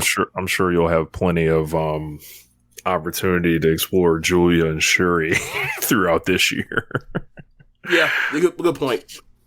So, but yeah, Cody's been replaced. But it's time. Speaking of the other guy we were talking about, the Jericho Appreciation Society commencement in James, I gotta say, he did it again. He did. He did. He did, and I'm still like, all right, well, like, he got it over. He got it over in much the same way he got over Inner Circle in one night. My thing is, like, the guys in Inner Circle were top to bottom better wrestlers than this group, but we'll see how this goes. It's not like Matt and Jeff suck. It's just, I think they're just serviceable. So we'll see how this goes in multi-men, because you can hide people in multi-men. But these guys can talk. I feel like they're comfortable handing them the mic, even more than they were maybe. Like Santana would normally step up and knock it out the park whenever he would get handed the mic, but he kind of had more of a silent enforcer role. Like fucking Matt Menard, he's a fucking ham. Like he's a junior Kevin Owens, I think. Like. And that's almost as high of like Kevin Owens that will show more ass, I would say. But yeah, like this whole thing, like with Garcia and Jericho calls himself a sports entertainer. They don't relate to the rest of the roster. The rest of the roster are broke pro wrestlers. Essentially, I'm a millionaire because I'm a sports entertainer. Everyone's booing the fuck out of him on this. He said, there's no Chris Jericho, there would be no AEW. The Earth's been around for 4.5 billion years. We're lucky to be around at the same time as him. He's the greatest performer in history. The fans don't appreciate him. He's in full gimmick mode at this point. And they explain why they're keeping Judas. Yeah, because I thought that he's going to get rid of it, but it was a smart way. It's like, hey man, if it was up to me, I'd change this shit. But y'all better appreciate Jericho for letting y'all, sing a little song essentially. Yeah. Garcia said if Jericho calls himself a sports entertainer, then I am too. Jericho talked about go ahead. That shit was fucking hilarious, by the way, too. How did you see the meme of it on Twitter where it's like Drake, talking to a woman and the woman says I'm a lesbian, and then girls like girls too, and he goes, well, I am too. Bitch, it's so dumb. Like the things people come up with is so stupid and creative. Bro, memes are the best. The way we communicate in our time.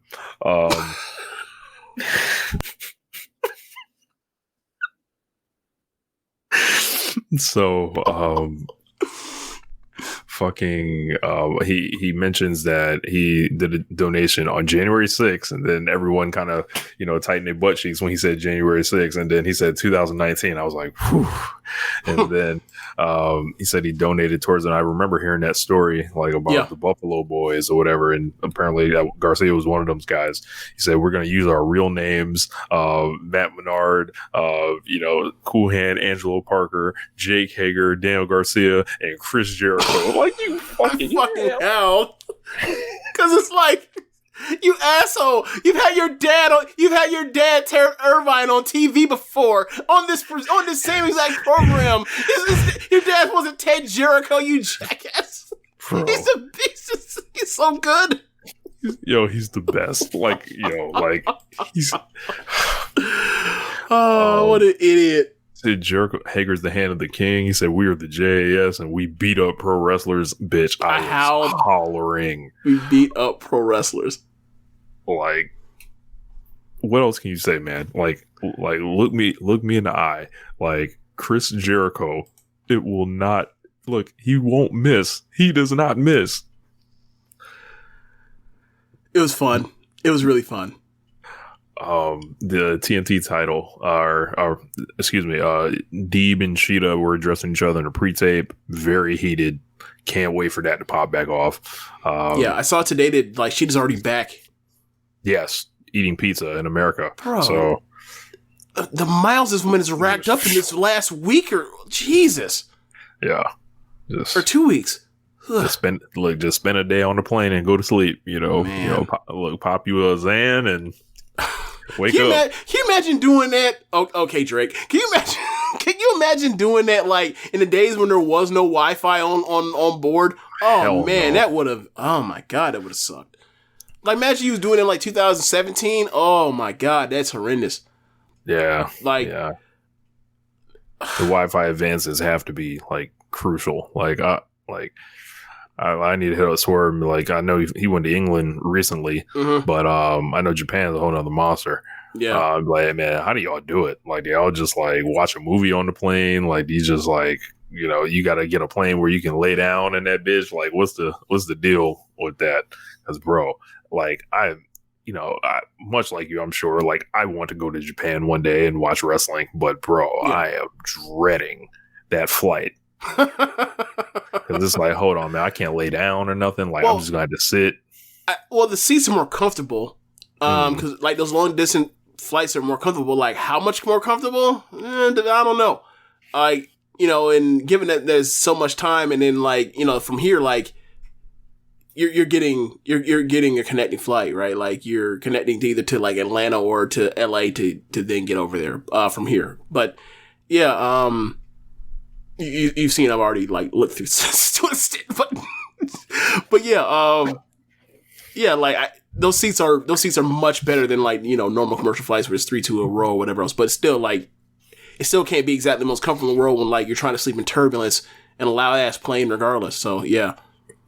So up next we had Scorpio Sky against Wardlow. I thought it was a bad finish, but the rest of the match, it was all right. It was they clearly had the title wasn't the first priority here. It was yo, we got to make sure Wardlow comes out of this thing stronger, and then Scorpio Sky will still have the belt.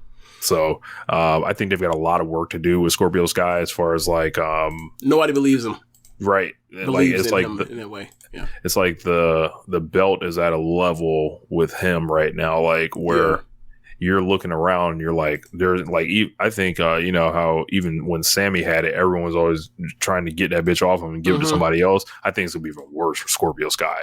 Like, it's going to be like, yo, he's going to have to get in there and prove himself big time. Like, in a way, even Sammy didn't have to. Yeah. Because he's been doing most of his damage, or almost all of his damage on you know, Dark, and that's been going on for like over a year now with him. Well, shit, that's been going on with him like since he broke out as a single. Yeah, I mean, I gave this match 2 3/4. I maybe I was judging, or I was grading on the vacuum of what I thought it was going to be, which ultimately ended up being. So like, it didn't need to be like, it didn't need to be a great match. It didn't even necessarily have to be a good match. It had to be serviceable to where like they told a story of Wardlow absolutely would have won this bitch if not for getting fucked over, and that's exactly what happened. You say you didn't like the finish. I mean, I think obviously it's one of those things where like, what was happening was going to happen. There's no way to get out. There's no way to have a good finish out of that, really. I don't know. Like, I kind of like this is what I was expecting. So like, it doesn't really, you know, I thought it was easier. I thought it was cooler than like if he just ran down or if MJF had just ran down the aisle and screwed up the match at the end. Like the fact that he did the distraction. Maybe you wanted him to kick out of not getting beat by just getting posted. Maybe, I don't know. It felt like cheap. Yeah, because I'm like, man, people run into posts all the time. And he didn't bleed this time. Everybody else that bleeds. Say he didn't bleed. Scorpio Sky didn't do an additional move. It was just like, all right. I was like, can like he do like a top rope move, like drag him to the middle of the ring, give him like an elbow drop or something? You know what it was like? Top. Remember day one, how Lesnar dropped the belt to Lashley, where like he gets hit by Roman with the belt shot, and then like that's it. Like Lashley don't hit nothing. He just we're letting you stupid idiots know. Like, in case unless you're you're just the dumbest motherfucker on earth. Like, the only reason why this person won is because of the interference on the outside. We're not even gonna let him hit his move. We're not even gonna give you the illusion. Like, we're not even, none of that. Ain't nobody clipping this, and just putting the move and the finish on a timeline. Nobody's doing that. So but like I said, I think they've got a lot of baby faces that are there, like between like Swerve, Keith Lee, Christian in the mix. If Jungle Boy is a single, Darby, Sammy, like makes me, and I'm looking at Sammy now, I'm like, fuck, bro, he was on a great run, and then they just kind of cut that short. I feel kind of bad for Sammy at the moment, but in a way, I almost feel like they were never planning on putting the belt back on him until they reached the impasse with Cody, because it's like, y'all were gonna do this many title changes that close together. Yeah, because like y'all were gonna flip flop and then have at the beginning of March you're gonna have Sky like it's almost like they were trying to turn, or they were trying to get Cody his babyface who gets booed shit that was going on, and then he was gonna lose it to Scorpio and then go on from there, which is like, thanks Cody, that was awesome. Yeah. Glad we don't have to worry about that. Like, anymore. yeah, like, okay, Cody, so then you lose to Scorpio Sky, and then what? Like, people hate your guts because, like, you took it off Sammy, and people liked Sammy, and you already were like, by that point in time, it's been like 13 months you've been in the shit. Yeah. Had to leave the territory. Had to. Yep, had to. Jade and Mark Sullivan were backstage. Jade's about to be 30-0. They want to know who's next. Then the Hardy Boys came out and wrestled Private Party. Man. Let's guys. Let's do it. Okay. Let's do it. First thing I'm going to say about this match, I thought Private Party looked excellent. The Hardys are done. Specifically Matt. Matt is fucking toast. Matt has done it, and Jeff's not far behind, except that Jeff is like over to an ungodly level that you just have to use, and use the name value. And I don't have a problem with Jeff doing his thing. And Jeff had an interview that he put out, said a lot of things, had a lot of people pissed. People talking about professionalism and all this shit. Y'all can y'all WWE shows have got to stop this. Got to stop this. The professional who gives a fuck. I understand that the standards have changed compared to 30 years ago or 40 years ago when it comes to the professionalism of professional wrestlers when it was the Wild Wild West and all that kind of stuff. I get that. Am I saying what Jeff did was cool? No, because other people are relying on him to this match that we planned out. If you just leave up the stands, what the fuck? I get that. I'm pretty sure all of them are over it. So why are you so upset? Yeah. I don't think anybody wants anybody in their workplace that's unhappy. Vince don't care because Vince wants to monopolize the industry. WWE obviously didn't care because they tried to bring Jeff Hardy back. Right back. After that. So all your crying about professionalism falls on deaf ears. Let it go. Well, Rich, you know what this also ties into? The wrestling war. They were trying to wrestling war the brothers against each other. Well, maybe. I was gonna say this. We see this all the time in sports when exceptional people that are at the top of their craft, for merchandising reasons or for performance reasons, in whatever arena they're in pro sports, get chance after chance after chance or opportunity compared to other people that aren't indies, outlier workplaces. Hi, Deshaun Watson. And they were right that get so upset that exceptional talent gets made exceptions for, and it's like, hey, y'all gotta let that go. This is the entertainment industry, and you are an accountant. You are a registered nurse. Let the shit go. I understand that that upsets you that you can't behave like that or whatever else, but quite frankly, you haven't drawn like Jeff Hardy has. If you ain't been as good what you do as Jeff Hardy is. If you were the Jeff Hardy, if you were the Jeff Hardy of insurance, of life insurance, you could do this. You could get away with some things, right? But you're not, and that's fine. It's okay to understand that life isn't about how hard you work. It's about how well you work when you work. And like the great philosopher Future once said, you do what you want when you're popping. So with that being said, Matt Hardy he's seen better days. Jeff is, Jeff got just a little bit more. Jeff probably got a year left. You know what Jeff looks like? Jeff's in that part where we're like, yo, we're in a perilous position with Jericho. Last year, that's kind of what Jeff feels like right now. Matt is already over that point. Yeah, and Matt's been at that point since since last year. I was talking to a friend of mine that tried to, was comparing him to Jericho. Ironically, I was like, look, Matt Hardy has wrestled in a t-shirt his whole career, right? And he has never been known as this workout warrior anyway. Jericho's he's lost weight at least twice that I know of and shown back up and proven himself to be a very hard worker, conditioning wise. I was like, this is not the same thing. So I don't know exactly how much these young teams are going to learn from the Hardys either. I think it's they are an aging asset, and I think you're going to use your young teams to keep them passable. And, this didn't pop a rating either. That's the part that's really something weird happened with that. I think it had to do with the tournament or something. Okay. I would. All right. I mean, obviously it's one night.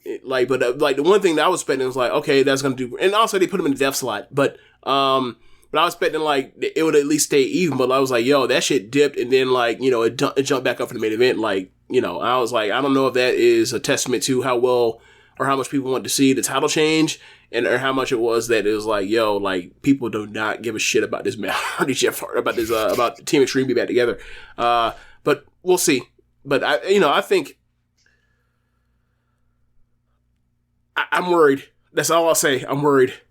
Yeah, it's it's going to be interesting because like I know Matt Hardy knows that there's a limited amount of time that this incarnation of the Hardys has. Like I know Matt Hardy he's already thinking about how to change, and that's why like I don't know, Matt Hardy in comparison to a Chris Jericho, he's on a slightly different level where I'm like, well, you can't count him out. He'll find something out that'll be enjoyable for a little bit, and then when it runs its course, he'll do it again. Like so, you know, in the ring, I don't trust him as much, but like I always trust his mind. He's someone that I would listen to talk about. That's fair. All the time. That's fair. Jeff, on the other hand, like Jeff ain't never have to worry about that because Jeff is exceptional. Like Jeff's never adapts. I mean, sure I can. You know, I'll pull out Will o' the Wisp on you. Yeah, like I think you try to just keep Jeff happy, and you know, you let him, you know, hang with Darby, hang with Sting, and like, you know, just do cool stuff with him, low stakes, like another Christian almost. So, you know, ain't no reason to have to depend on Jeff Hardy, not in this promotion. Yeah. So after that, the Andrade family office came out. They surrounded the ring, but Sting and Darby Allin came out even odds. After that, they showed Red Velvet backstage. She said Layla Hurst has changed. She was our friend, but now Velvet's going to put a stop to it. Such deep storyline progression there. And then... Do I need to get a LeBron clipboard? Is that what I need to start doing? I need to cover my face with LeBron clipboard when you say shit like that? Sure. Then they announced the Rampage lineup, and then it was main evento time. So the all-female mariachi played Rosa out. Loved that. My idea, of course, was Selena and Bitty Bitty Bom Bom and all that stuff. But if you wasn't going to do that, this is probably about the next best thing you could do. Anytime I've seen mariachis in wrestling, aside from when Brock Lesnar was making fun of them, and Thunder Rosa actually did an interview about this. She was like, you know, she didn't like that shit because she was like, yo, you make fun of our culture. Like, fuck that. Like, essentially. And then, you know, the only time in wrestling, you know, people immediately think of that shit. And then the other time, of course, we remember is Andrade, you know, when he came out with the mariachi, and it's like, bro, when you see that shit, it's just like, it's so fucking cool. It's like another version of like when the Lucha Brothers like had dudes rapping into the ring. Like, I love that shit. And this was like, you knew, like, she came out and it was fucking on. So Britt came out, had the black and white Scott Hall gear on. So that was pretty dope. And, you know, they got to it, and I liked the match. They beat the fuck out of each other, and there was a slightly different cage, or the cage was the same, but the ring was smaller. So this kind of turned into like a Hell in a Cell match rather than a traditional AEW steel cage match. And you mentioned something of why they were going to do that.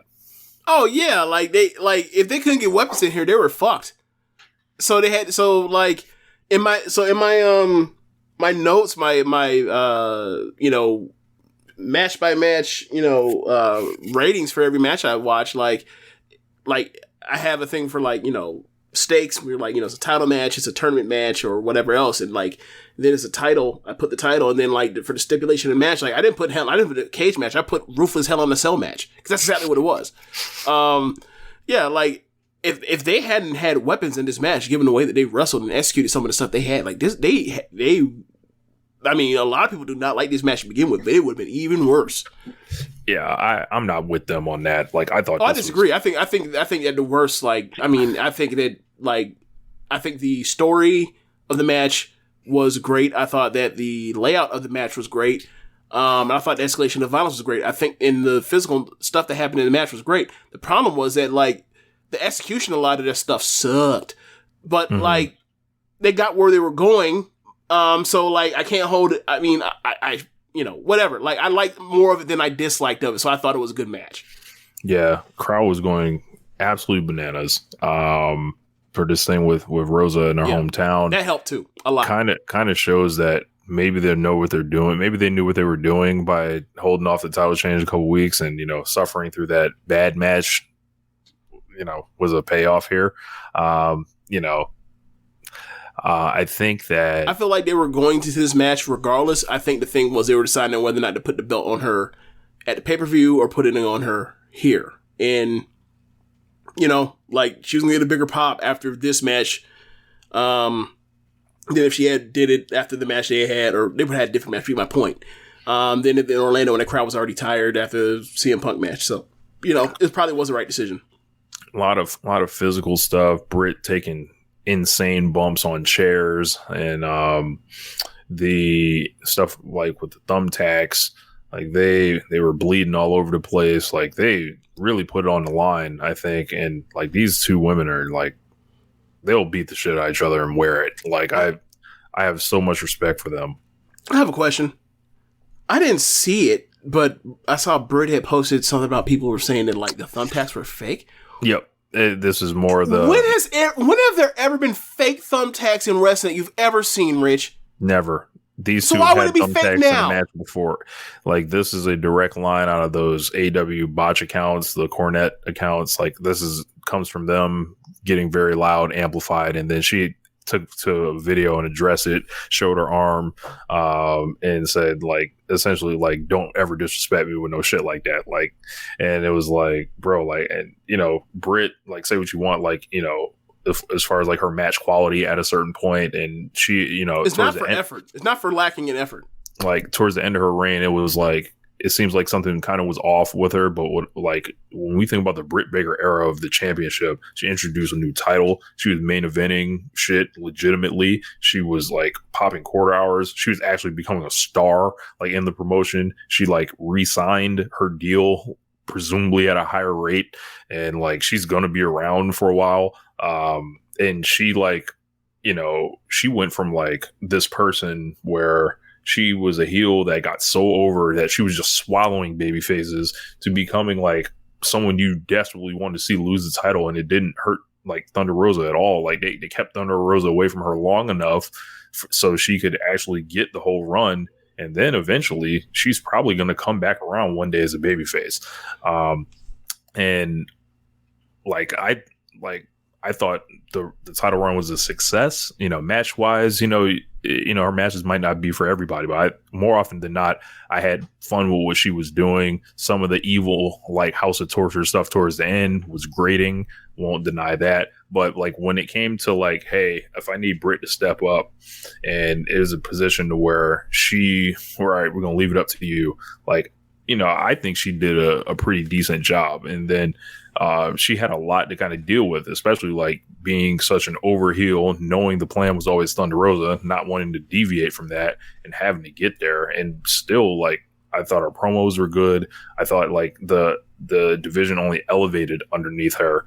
And now that the belt's on Rosa, they kind of have a different chance now that they've kind of been built up. They got the main event, a lot of stuff. And this one with Rosa can go in a completely different direction. Like, she can wrestle like Serena Deeb. She can wrestle the imports that they're probably going to bring in, which is like an Athena, who she had a match with before. Like, there's like probably going to go the work rate direction with it now with Thunder Rosa, if I had to guess.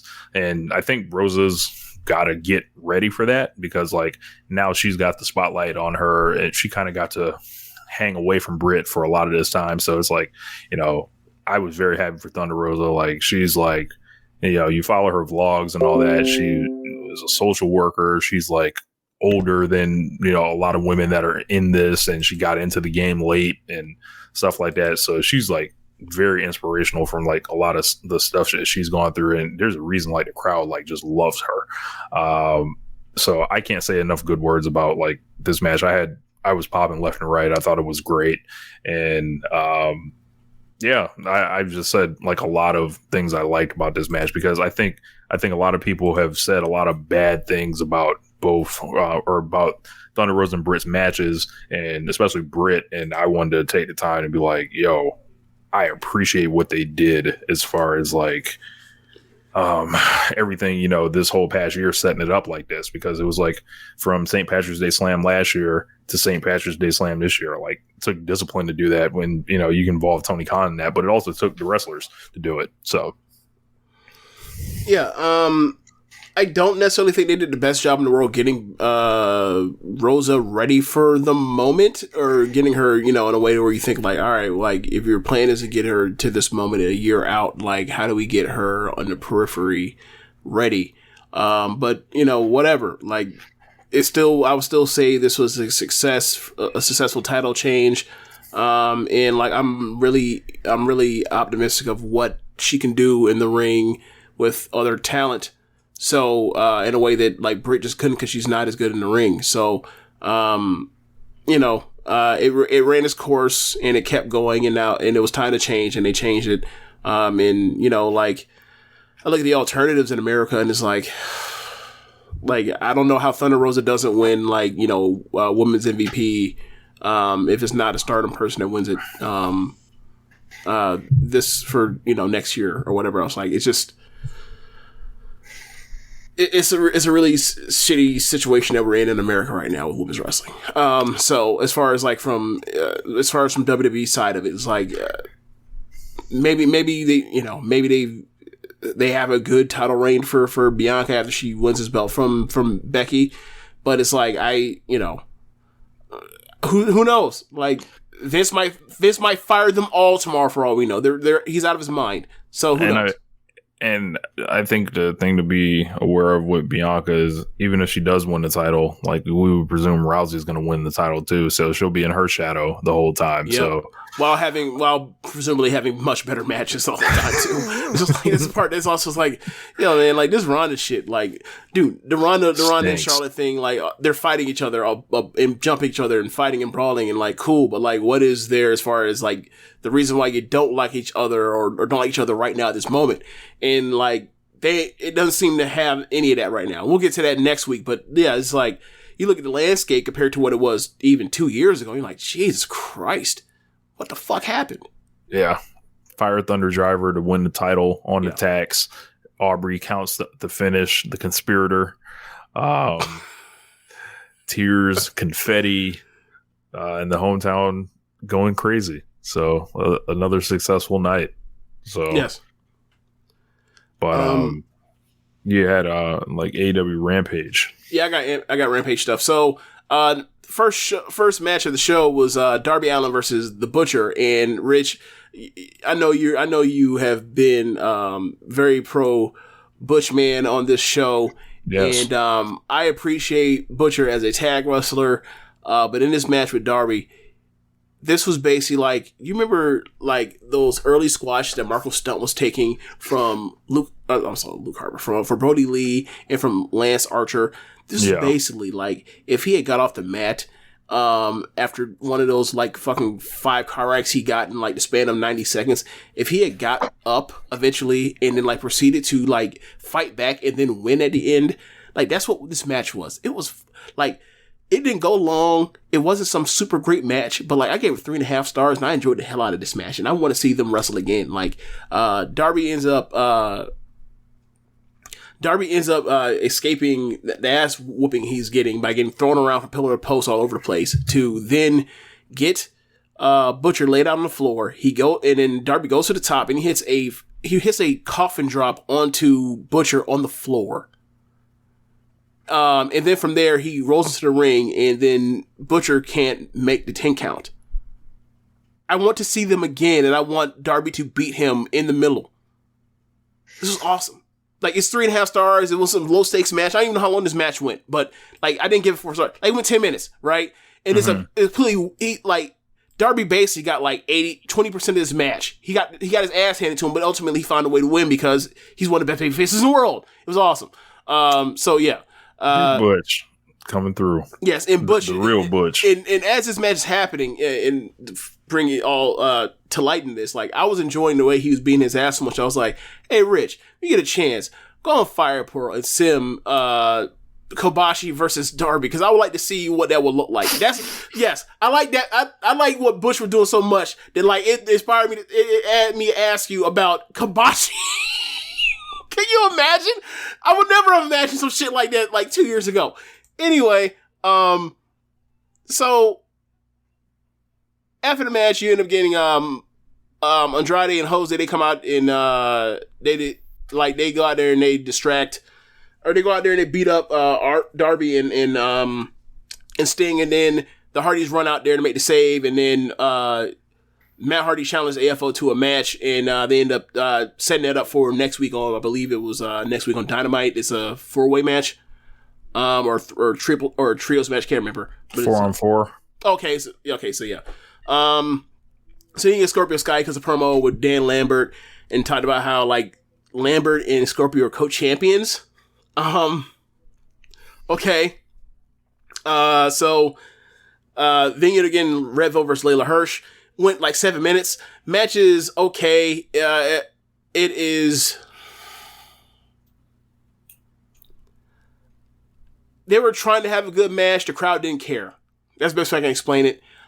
So base once it came back from break, Velvet hit a Cazadora, a Bulldog, then went for a spinning kick, but Hirsch tossed her for a power bomb.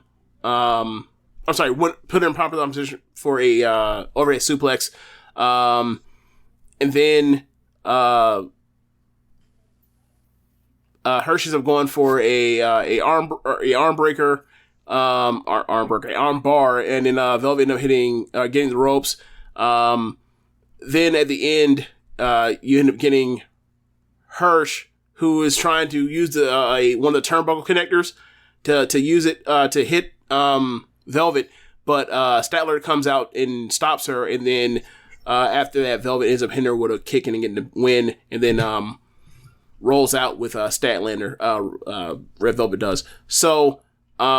QT Marshall cuts a promo on wanting a rematch says that he lost to Hook, and says that he wants to congratulate Hook by having him win a QT Marshall certificate of accomplishment to his best student on Rampage next week. Then you end up getting House of Black versus Fuego del Sol and Bear Country. Now, Rich, you have to remind me, the bigger bear with red hair is Bronson. I'm sorry, Boulder. Yes, Bear Boulder's the red hair guy. Yeah, he's bigger, he has red hair, and he's the better of the two. Right? Yes. Okay, so the match started with Bronson. And it's more or less like we are giving them nothing. We're beating the shit out of them. Like House of Black, the House of Black. They're beating the shit out of those three. And then they give some hope spots to Fuego, hit some moves, not throws him around, but like knocks him off balance a lot. And then he goes off the ropes after hitting a couple high spots. He goes for one, and Buddy Matthews V-triggered him out the fucking sky. Oh my God, he murdered him. And then like everybody, like there's like 3 moves in a row. Like Brody Lee hits a tope through the ropes. Malachi hits the K-Brada out to the floor, and then Buddy Matthews hits a move and pins Fuego. Like it was like the coolest like 3-minute match you'll ever see. That was a squash match. It was awesome. I think I saw like a short clip on YouTube of the finish, and it was like damn near like a movie montage. Yes. of like yes, like everyone being put away. Yes, it was awesome. So then you're gonna get a promo from Penta and Abrahantes, and he says that like the Death Triangle is inevitable. It was funny because like I know everyone knows he's a dork, but like it's endearing to me because like Abrahantes, he's going for it. Like the commitment. Alex Abrahantes is the nicest man in the world. I will no longer talk like I can't. Like this is the nicest man in the world. Like sorry, I don't think we ever shat on him. I was like, look, man, he's a dork in a good way. It is what it is. Like he's doing this thing. By him being around, it makes Penta look even cooler than he already is. So like it works. But like him dressing like the Crypt Master and cutting the promo or whatever else, like to go with the evil or the Pentagon character right now, it works. And like I am giving him the benefit of the doubt because like he's actually trying to make this thing work. And I think like obviously I think it looks ridiculous doing it, but it's like this is a character change. He like a lot of people would have been like, "Fuck no, I'm not doing this." He went, right. You know what? I'm going to try to add to this. Whatever. Maybe I'm being more positive than deserves, but I don't think it sucks so far. I just think like how drastic it went, like kind of throws people off. But like whatever. If this was WWE, maybe I would probably kill it. That's fair. I probably would. I mean, WWE don't you like, they not owed fairness. We're post fair with them. Like, they're rarely fair to me, right? Right. It's not fair to Flair. Not fair to us either. So they end up highlighting what's on Dynamite next week. It's gonna be MJF. It's gonna be Reynolds and Silver versus Jericho and Garcia. That should be fun. As you mentioned, the 8-man tornado tag match: Butcher, Blade, and Private Party versus the Hardys. Darby Allin, and Sting. Then we get Caster. They talked back and forth before Mark Henry said it's time for the main event. Caster came down. He was rapping about Ted Cruz and a snowstorm, and like he made a bunch of references to Texas. It was fine. Basically, like, it was a standard Keith Lee. It's like a match that would have been in WWE. Like, he tried to, there was like 1 or 2 spots, but it felt like, Cassius only was so good, or good at all in the ring, and he was in there with Keith Lee, and like, they tried to make the use of it, make the best go of it. Like, obviously you had, Bowens on the outside trying to, stop momentum and keep, Caster from getting, just destroyed. But ultimately, at the end, Keith Lee was getting the win. So, after Keith Lee gets the win, like, Hobbs and Starks run down, they beat the shit out of Keith Lee, and it's 4-on-1, he getting beat down, and out comes Swerve, and Swerve, comes out with a chair, and he clears out the ring with Keith Lee, and they shake hands, whatever else, signaling that there's going to be some potential, partnership between those two, which I'm super happy for. After the show, Keith Lee walks out, and then, like, Swerve gets on the apron, and he literally jumps on his back like a in a piggyback situation. To Keith Lee walks off, and I thought to myself, that's fucked up. He just got jumped 4-on-1, and now you making his big nigga carry you off. Like, bruh, what? Like, you really? This how we doing? This really how we doing? Okay. You felt for your fellow big man in that situation, like, I mean, there's now that we here, because we haven't talked about it. What is Hobbs doing? What you mean? What is he doing? He man trying to whoop some ass. He is teaming up and being the enforcer for these light skinned dudes. What? The light skins can't do their own dirty work? I mean, Ricky Starks don't really fashion himself as a man that really wants to get his hands dirty, so. Anthony Bowens, Max Caster is what? No, we not really. No. Look, no. The point still stays the same. We're not really dealing with gentlemen out there to do the dirty work. Okay, okay. We're not really dealing with gentlemen that I want to fight Keith Lee, but I get my ass whooped. Send another black buck out there to fight him. What the fuck is this? So, I don't know. But yeah, I need Hobbs to come to his senses. Times have changed. Times have changed. Apparently not.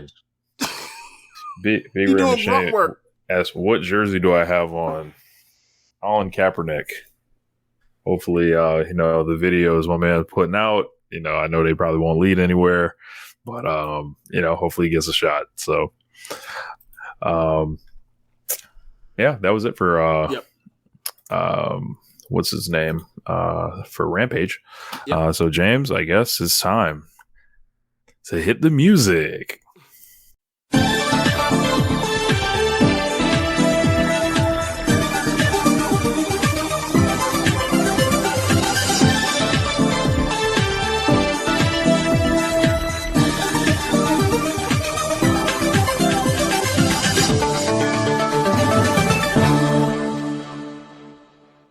Okay, so this past weekend, or not this past weekend, We will not be covering those shows. Like, if we do, it'll be like just in passing to get to the review next week after World Climax. But there was a title shot for the SWA belt between Ruaka and the champion. I'm blanking on the name, Tekla. I would be shocked if Tekla hadn't won. But you know, if the match is good, I'll talk about how good the match is or isn't next week. But the weekend before, first show is New Blood. New Blood 1, actually. New Blood 1 is Stardom's almost like an outreach program. So basically, Stardom has looked at the scene in recent light of what Joshi looks like and realized like there's not that much of a place for not only just our wrestlers, our younger wrestlers, but like the whole entire scene's younger wrestlers. Like, where are they going to get dates when there's like so many Joshi promotions that now like have really limited roster size? So like to fill up and make and close the gaps, like they're hiring more and more freelancers, top freelancers. So like so the more top freelancers you have, the less reps you have to get your young wrestlers at your dojo system up and ready. So like they figure, how about we put, you know, our young wrestlers with their young wrestlers, the promising young wrestlers from the scene, and we'll do some things, right? So from the Stardom show, you have wrestlers from Gato Move, from Marvelous, from Just Tap Out, Chaka Michinoku promotion that where, you know, Micah originally is from. You have from Diana, Kyoko Inoue's promotion. Is Rossi offering to show the tapes on his television? I had made that same joke.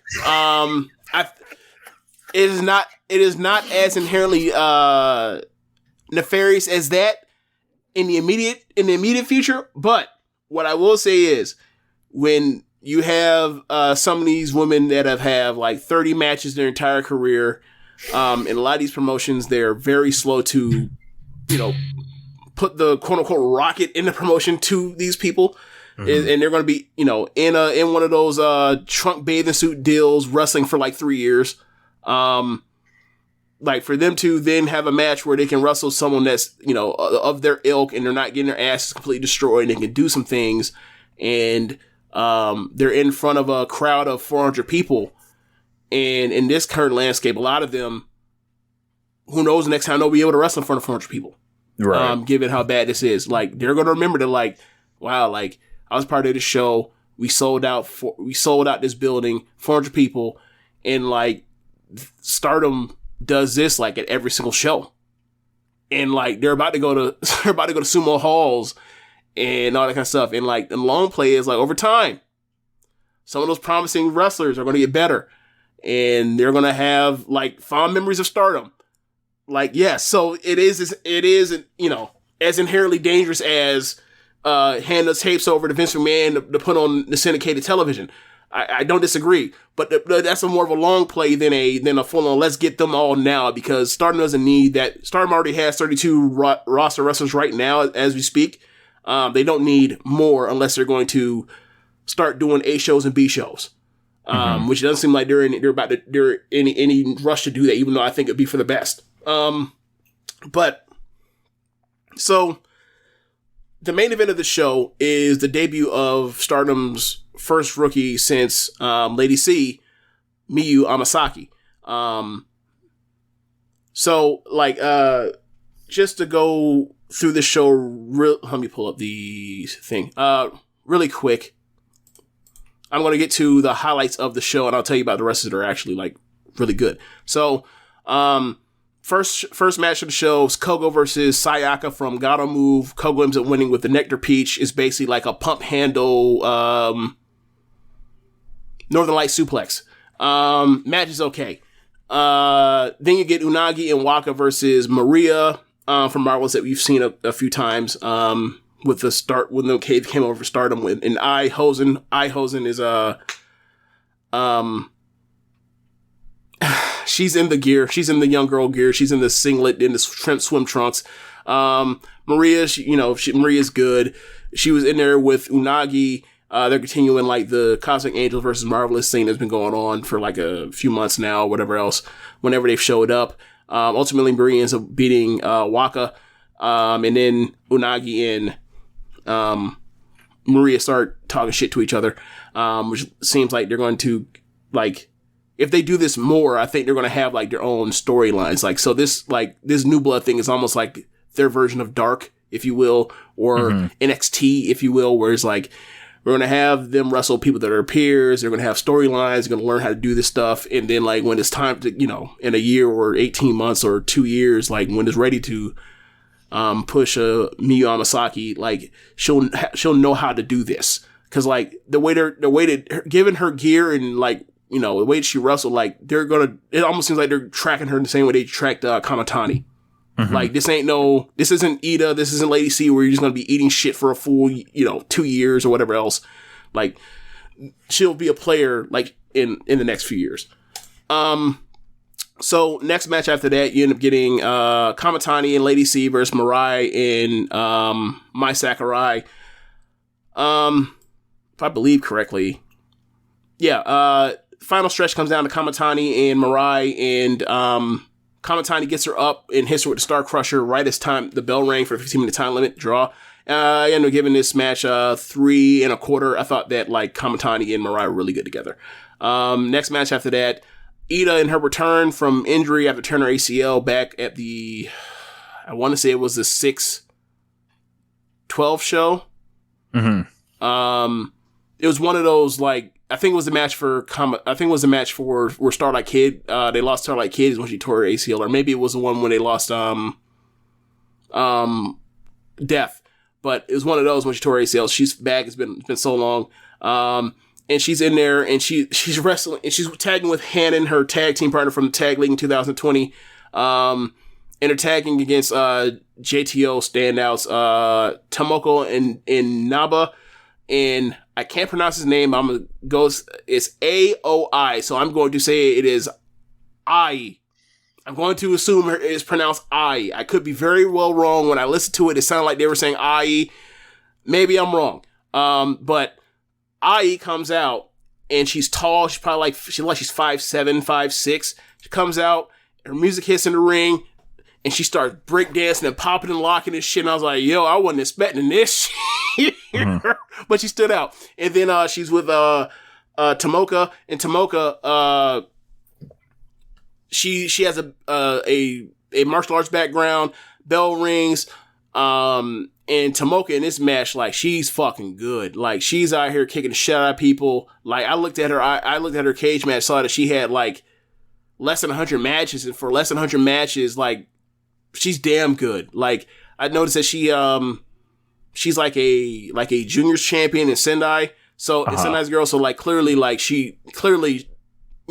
she's not just like some fresh new face or whatever else. She, even if she only has, a few matches to her name, like, she's really good. Anyway, at the end, Saya picks up Ai and goes for like a spinning brain buster, and that brain did get busted. She dropped it right on the top of her on the back of her head. Man, I thought that maybe she was maybe someone was like she was in a bad space or whatever else. I don't know. I hope Ai's okay. Bing bong. Bruh, she dropped her right on her shit. I was like, good lord. But yeah, first win back in, and so far they've been trying to give Saya some wins to build her up for World Climax Night 1. Next match after that, Starlight Kid and Roaka versus Haruka Umasaki and Nanami, both from Diana. Haruka Umasaki she's I think she's a tag team champions with Miyuki Takase, a name you've heard me mention tons of times. I would like to see her in Stardom. She's damn good, but like she's just going to be a top freelancer. Oh well. Very good. It mostly built around trying to build towards a storyline between Umasaki and Kid in the future. Ultimately, trying to think what was the finish. Ultimately, Ultimately, Kid ends up beating Nanami with a moonsault, Tyro moonsault, And then Starlight Kid and Haruka Umasaki started like jawing at each other, which leads me to believe there'll be a second one where they'll wrestle each other. The main event was Utami versus Miyu Umasaki. As I mentioned, Umasaki debuting, and like her clothes, her music, the stuff they let her do in the ring, they're clearly tracking her in the same way like they did with Kamatani. Like they're giving her stuff to do flippy stuff at the beginning, like. She put Utami in the corner, and they let her do the back handspring elbow like she's Muta. So it's like, okay, all right, I see your gear. You look like a star already. You got music. You coming out the disco. Okay, I know where you're going to be in like 2.5 years. I already know. Like I already see it. But ultimately, Utami, fed for her a lot, but ultimately put her ass away with a German suplex. And then after that, given that she was Queen's Quest and Oedo Tai were about to have a 5-on-5 match series, and Queen's Quest only had 4 members at the time that were on the roster still right now because Hina is doing some schooling stuff. The inevitable happened. Tommy beat her and said, just like she did with Kamatani, "You want to join Queen's Quest?" Yes, Uta-san. And so now they have a 6-member in Queen's Quest. So next show after that, you have literally like they put her right into the fire. Like they do the tug of war thing where they grab the ropes, they pair it off with each other, and then they ran the best of 5 series in the main event. Rich, I gave you one of the matches to watch. You give a chance to watch it? Yes. Okay, so the first match of the series was Utami versus Momo, and I thought it was a good-ass match. I think I gave it 4 flat stars, but it was a 15-minute draw. Yeah, it felt like it didn't get out of, like, the first gear for me. Like, I thought it was, like I saw, like, half a great match. Like, it was like, okay. Oh, they didn't ever really get to, like, there was no finishing sequence attempt to speak of. It was like, oh, they were in the middle of something, and then it just ended. So there was for me there was a section where they were just reversing in and out of stuff, in and out of moves, and escaping like near destruction of stuff, and I was like, this is really high level wrestling. I was really impressed. But as you mentioned, like, didn't get a finish. It didn't look like they were headed towards finish. They did the whole thing where it's like they're trying to get to a gear where they're trying to put each other away, but they're frustrated because they can't beat each other in 15 minutes, which, I mean, of course, neither one will be able to fit each other in 15 minutes. Once they set them up to be in the first match and tied to each other, and it wasn't the last match, I was like, oh, this is going to a draw. Like, you just know. So best of 5, you're tied at 1-1. Next match, you end up getting... I think it's Lady C versus Saki. Let's see. Yeah. Next match, you get Lady C versus Saki. Saki ends up putting her away with a kill switch, so now it's 1-up or 1-0 in 1 tie for Oedo Tai. Then you get Azumi versus Rina. Azumi stretches Rina, so now it's 1-1-1.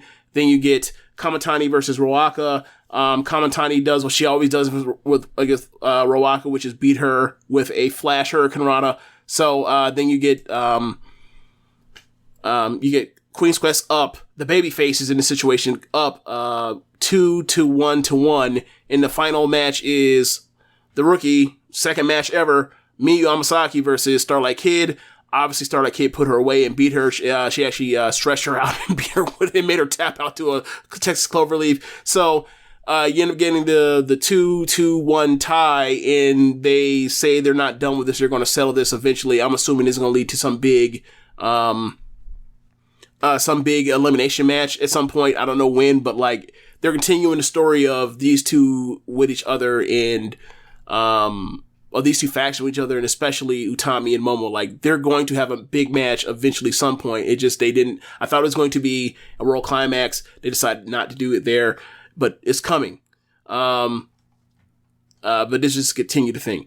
So then, Corkin Hall, the next night, you have Mina in a 3-way with Momo and Fuki and Death. They do a bunch of funny shit at the end. Mina gets Fukigen out the ring, or gets Death out the ring, and ends up beating Kogo with a... Got a comment, first time commenter, TN Sooner, he says, Momo, or they say, Momo final boss. Is that a question? I don't know. I mean, the final boss in Stardom right now would be Shuri. Would you disagree? She has the belt. I mean, it's also the part where, like, she whoops everyone's ass. And she'll fuck you up. Yeah, you know?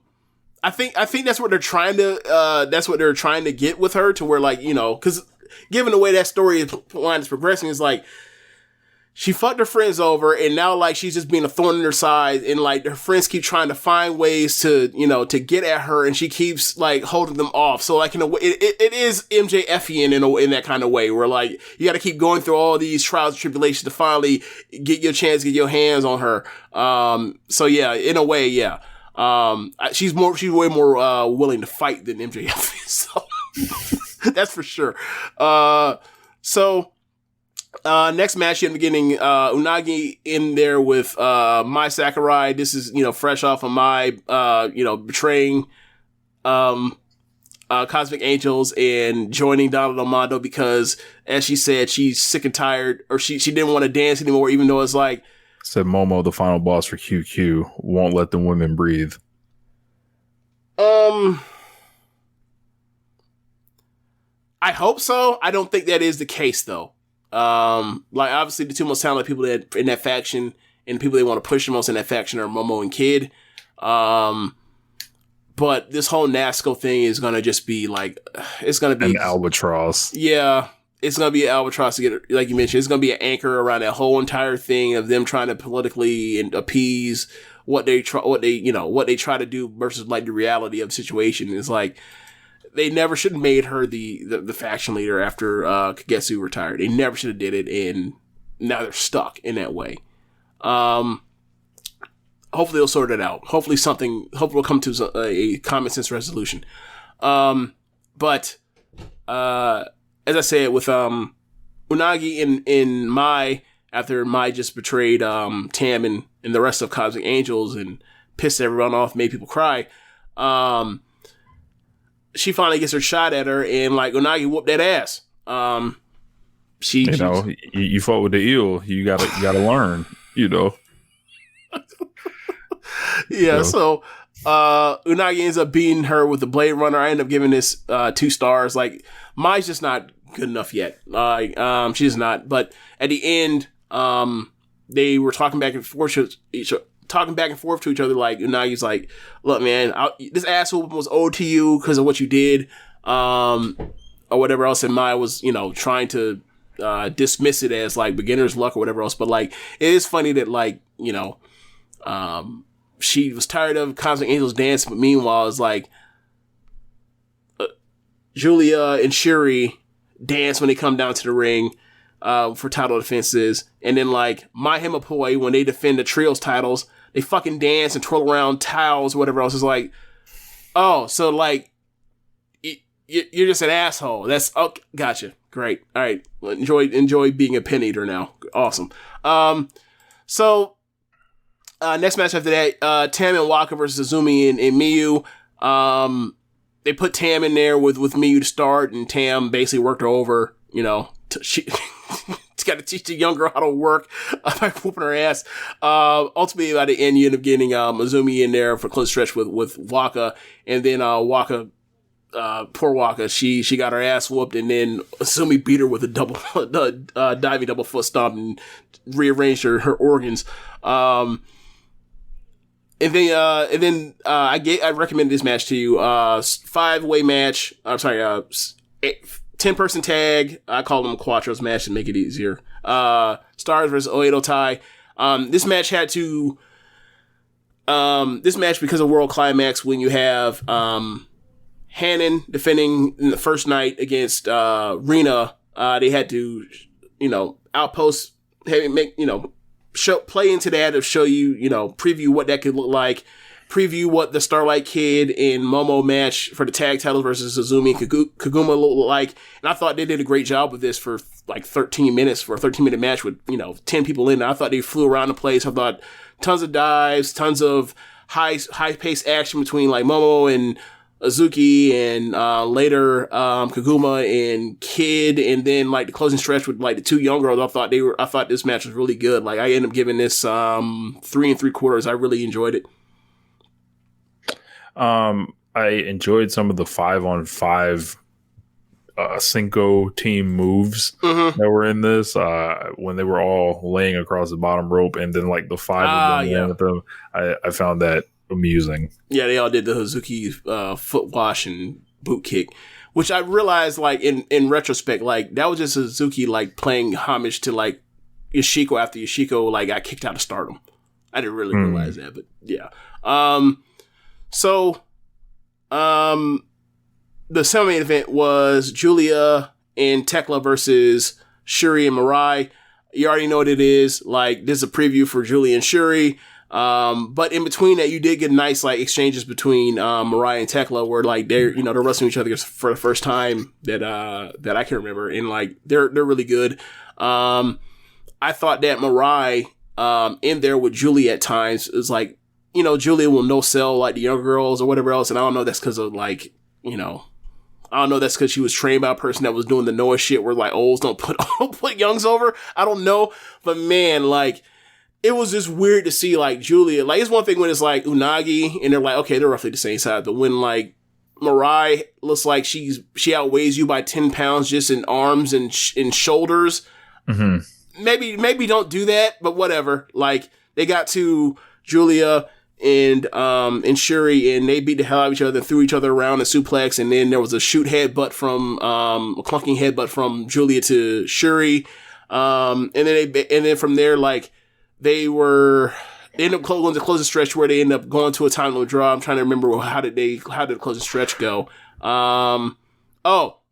Here's what happened. Julia had Shuri seemingly finished with a glorious driver, and then time expired during the cover. So it was actually like a good one. It was like, oh, okay, you're actually going to, try to convince us that Shuri is going to lose this match or would have lost this match. Like, she can beat her, which, they've wrestled twice before. The all-time series is, Julia beat her at the 2020 Cinderella tournament, and then they had a draw in December on pay-per-view. So, like, Shuri has yet to beat her. So, it's going to be interesting to see how this goes. And then the main event was the trios match, Mahima Poi versus Queen's Quest, Utami, Kamatani, and Lady C. And I thought it was a very good match as well. The closing stretch ended up coming down to, was it Natsupoi? No, it was Micah and Lady C. And at the end, Lady C ended up getting put away with a Michinoku driver. And at the end, Micah pointed out, like, because everybody likes Lady C. She's almost like, like those good basketball teams that have like a young rookie that they didn't think were going to be good. And like almost like Taylor Horton Tucker like 2 years ago. Like everyone seemed like on the bench happy whenever he balled and like them blowouts or whatever else. Like that's how they treat Lady C. Like everyone likes her. So, like, Michael put her over and was like, you work really hard, you've gotten strong and all this kind of stuff.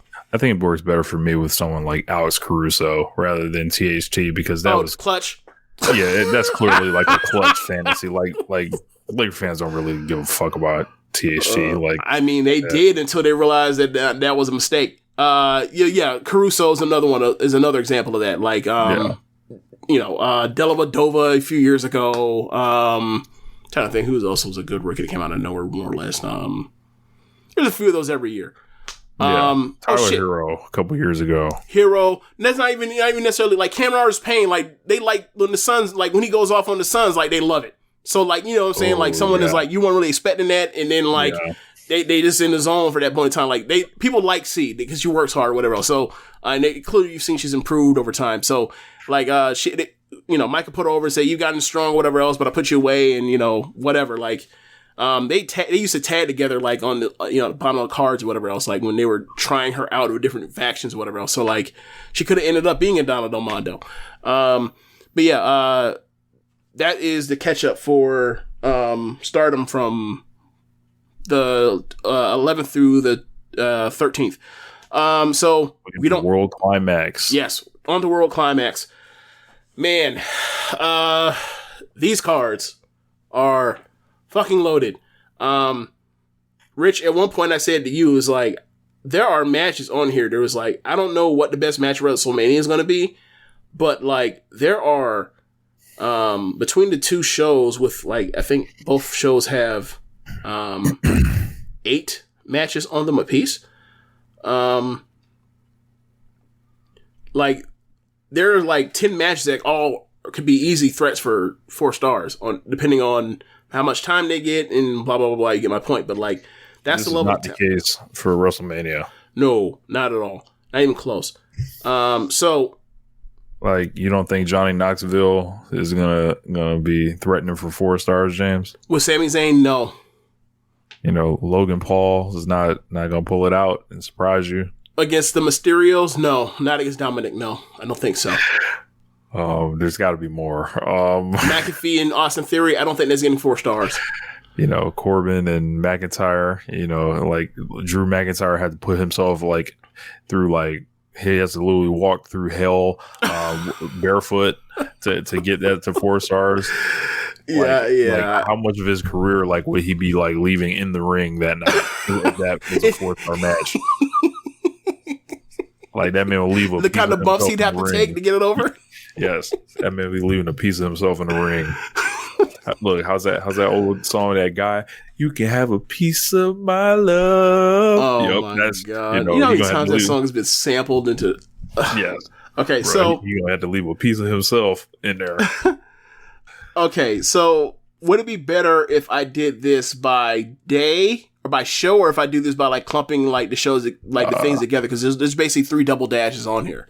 I would say just by show. By show? Okay. So night 1 is 8 matches. The first match is the Futures belt. It's the sisters. It's Hannon versus Rena, as they previewed in the Corkin Hall show that we just covered. Like they have a good closing stretch. Like Hannon on the openers to these pay-per-views ever since she got her title shot and then won it, and then since she's defended it, she's had nothing but 3-star matches basically. I see no reason why it doesn't continue, like, because Rena and her are now, the finish of that match was Rena going to the top rope and hitting a double diving knee drop onto Hannon, and like she was supposed to hit her, she was supposed to like land with her knees on the mat, but instead she came down on her sister. So like they don't give a fuck. Like they trust each other. If you kill me in the ring, you kill me in the ring, apparently. So yeah, I think they're gonna have a good match here. I'm going with Hannon. Hannon has been impressive the last couple matches I've seen her, and Rena comes off as untrustworthy. Yeah, she's a little shit. Yeah, I agree with you. There's no reason for her to lose the belt at this point, especially given like what are you gonna do? You're gonna make Rena like a 5-time futures or 3-time futures champion? She's like 15, so there's plenty of time for her to win this belt. The time isn't now. Hannon rides off into day 2, in my opinion. Next match after that, it is what they're dubbing as a golden. Is this the match that I think I'm seeing on paper? His second match, I don't know. Yeah, the Golden Generation battle. Yes, a Golden Generation battle. Yes, that's what it's been dubbed as. They have opened up the Golden Generation from a group of 4 to a group of 6. They have added Mirai and Ida and Giant Saya. So they are having that match, and this makes sense for why Ida came in, and instead of they have established her by giving her some wins to kind of get her the prestige of being in there. Mirai. There's a battle of 2 hosses. Both of different height, but they probably have the same like PRs in the gym. Look, I this One Nation Radio is a pro Ida podcast, but I'm pretty sure Mariah is winning here, but that's not the point. I think this match is going to be fun. There's going to be hosses throwing hosses of different sizes, a 5'5" hoss versus a 4'9" hoss. Yeah. And they're going to throw each other around and they're going to bump, and it's going to be fun. Yeah, Mariah impressed me a lot against Shuri. I think she's going to keep that going here. She's definitely going to get the win. Yeah. And I think it's, traditional Japanese booking, like, someone's coming back. they're going to lose their first big match back. Yeah. Yeah. And then rebuild from there. Yeah. I'd be shocked if Saya won. I would too. Match number 3. You start to get into the Donald Del Mondo versus Prominence side of things. You get Tekla and Micah versus Risa Sera and Suzu Suzuki. This match is going to be good. Given that it's card placement, I don't know, it won't be able to reach its full potential, given the level of talent in the ring between these four. But you already know what it is. This is to build Risa and Suzu and get them into night 2 when they have the 5-on-5 or the 4-on-4 deal. So, yeah, like I'm wary of tag matches with Tekla in them with how she's wearing that belt. This has draw written all over it. Another draw. They can't get them a dub before they have to put over Donald Amano next night. They're gonna have to show me. Okay, fair enough. Especially if Tekla's involved, because like they've literally like, you're right. Every time that we've thought they've had a reason where she can be beaten, they refuse to do it. You're right. Like only one time she's been beaten in the time where like, yeah, you can beat her. You're right. Could be on the lookout for a draw. Next match after this is a trios gauntlet match. You have Queen's Quest with Azumi and C and Miyu Amasaki. And also in it, you have Natsupoi, Donald Amano's Natsupoi, and Himeka and Mai. You have Oedo Tai's Death, and Saki, and Raka. And then you also have the babyface coalition between the parlay, if you will, the Mayu and Tim, the Mayu and Tim fusion of their children, Mina, and Kogo and Waka. So that is the group. I am going to say that they're going to go with I think QQ wins. I think they want to get Azumi and Amasaki a win. Seeing if I were to look at these teams of people that could make quote unquote get them a nice little win on a big show down on the card, so they can look back in a year or two and say this is what they already had planned for them. I think that's the play. I mean, they could always go with Natsupoi and Himeka because they're so strong, but yeah, I think I'm going with QQ. Yeah, I'll pick them too. Why not? Okay. But if it's not them, it's definitely gonna be Donald Amando. Then fourth from the top, the Goddess tag titles are on the line. It is FWC, Fukuoka Double Crazy. Don't ask me, Japanese W and double, same thing. So whatever, they get a W. I'm not the person doing these translations. Versus, I'm not saying the name. You say the name, Rich. The new name of Starlight Kid and Momo Watanabe's tag team. Do you not know it? I do not know it. Black Desire. Ah, that's right. I remember hearing about that. I think you remembered it. You were like, I'm just going to have James say it. No, Okay, I didn't remember it, but they named Black Desire, huh? Yes, they named themselves after various porn DVDs or porn franchises, or what would or could be easily one of them. Anyway, they've been at it. Hazuki and Momo have been at it ever since Momo left her for dead against Black Kid, Black Peach. We should have seen this coming, Yes. Anyway, back to my point. Hazuki and Momo have been going at it with each other ever since the Dream Queen of Sumo Hall show from December, when in the middle of the match, Momo said for the 10th anniversary show where they put, Takumi and Mayu together with Hazuki and Momo, and Hazuki and Momo in the middle of the match said, fuck this, I'm out of here. And then Hazuki had to fight against the Mega Aces and get her ass whooped. They've been at it in matches and they've been beating the hell out of each other.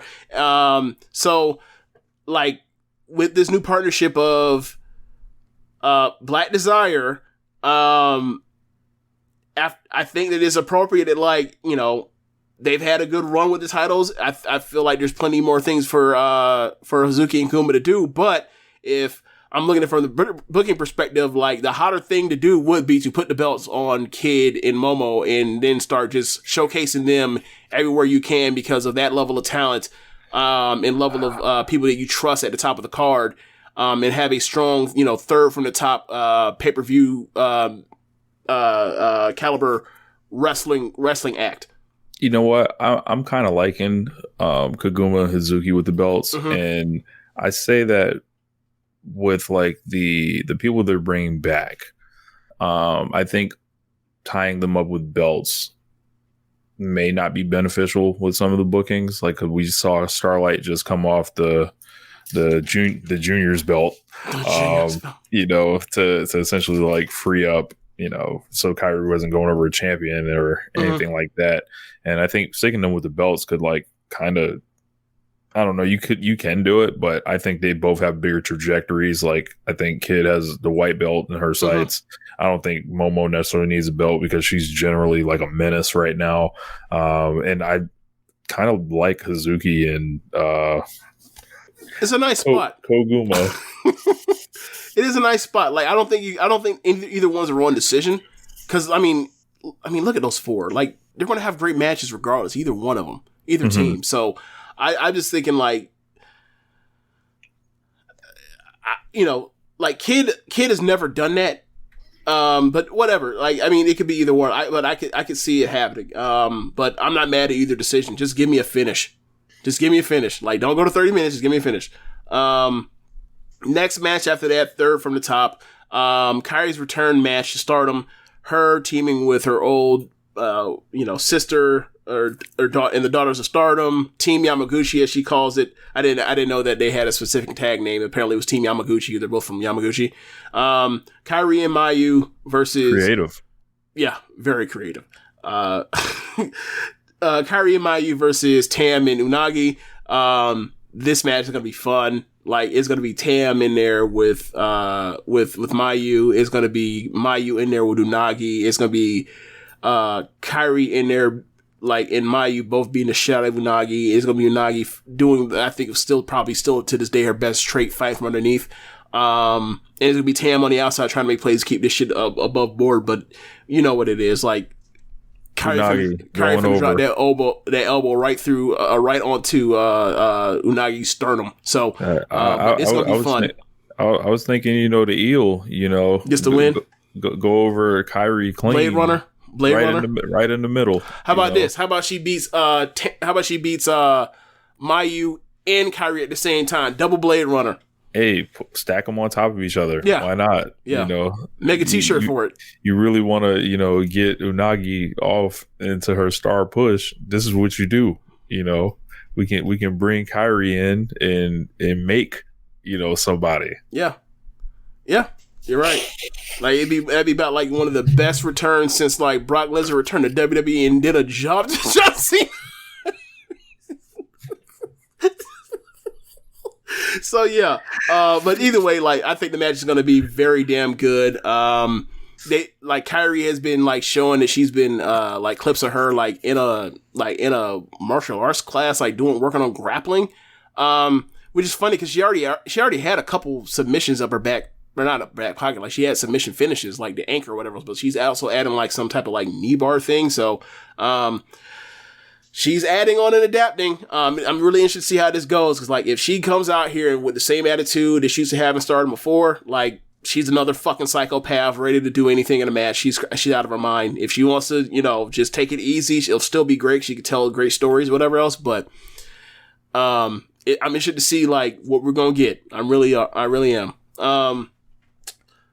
So main event. Kamatani white belt match. Kamatani versus Utami. You already know what this is. Go ahead and put a 4 next to your in pencil. Go ahead and put a 4 next to it in pencil, and we'll see how this comes out. If it's gonna be 4, 4.25, maybe we get to 4.5 this time. But every time they've wrestled, they've had a great match. Period. Who's the real leader of Queen's Quest? And we're thinking about 1 year later, right? Like, we had Saya Kamatani basically get it started and announce to the world that she had arrived, like, and she was going to be a player, and she was going up against Utami, and Utami was essentially like keeping her at bay or whatever. But now the tables have turned, Saya's on top. Saya has a championship, and I think Saya's sending her back. Oh yeah, Saya's winning. That's the whole point of this. Like, they're trying to expand it from a top 5 to a top 6. They're trying to make they're trying to make Kamatani a 6th person. So like her with Utami is like, yeah, she's lost to her in 2 big spots already, or 3 big spots. Well, not 3 big spots, 2 big spots in 3 matches. And like, now it's time to try to, make this thing more competitive and show the growth and progression. And then, in a year or 2 from now, they won't be next to each other. They'll be diagonally from each other. And it'll mean so much more when you look back on the series. Yeah. So, yeah. It's going to be awesome. Yeah. It's going to be great regardless. Like, how great, we'll see, but at the worst, it's going to be great. Then the main event of night 1, Shuri, the Red Belt Champion versus Julia. DDM potentially explodes. This match, given what Julia is willing to put herself through, I have no worries about. It's going to be great. How great? Like, could it be as good as the Julia and Mayu match from from January, from the anniversary show? Maybe. Will it be as good as the Utami and Shuri matches? I doubt it. But I won't put anything past them because like, they're both that crazy. Like, they did a shoot headbutt on a Korakuen Hall Outpost match. Like, that was like a go home level thing. Like, you're going to be prepared for more of that. Julia will do lots of things to get a match over. So, like, match's going to be great. It's going to be great. I can't wait. It's going to be awesome. It's going to be one of the best matches of the year. I want Shuri to kick the shit out of her, and not really because Julia's done anything all that evil yet. It's just, I know what's on the horizon. I know what kind of person Julia is, Right. I want Shuri to preemptively whoop that ass. Like, I know you're gonna turn on me. I'm gonna whoop your ass now, and then I'll come get the rest of you after you turn on me. Yep. Fair enough. All right, so moving on to night. I gotta catch it early, Yeah. So I mean, you look at night 1. And, a lot of talent. Like, I think the main thing is for these undercards is like to have a lot of these matches similar to the Budokan Hall show from last year, where it's like, we're not going to give y'all much time, but y'all go out there and go get the matches in the 3.5 star match in like 8 minutes, that sort of thing. And then after that, the last 4 matches, those all be great, without a doubt in my mind. So stats show, and then we move into night 2, which is even more freaking loaded. So, the winner of the Futures Belt match from night 1, either Hannon or Rina will face Mai. Mai isn't as good as Rina or Hannon, so like, this will be a step down from night 1. But it's not like Mai sucks; she's just not good yet. So they could have a match that's pretty decent. I'll probably say, if I put it over under, and I'll probably say like a 2.5 star match. But I feel like Hannah just rolls through both of them, to be quite honest with you. I'd be surprised if she dropped it on night 2 to Mai.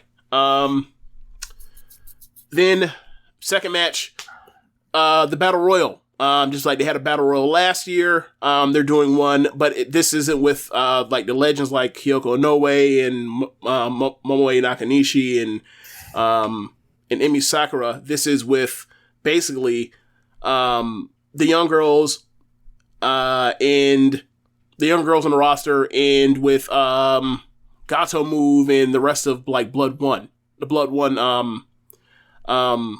outsiders. So you got you got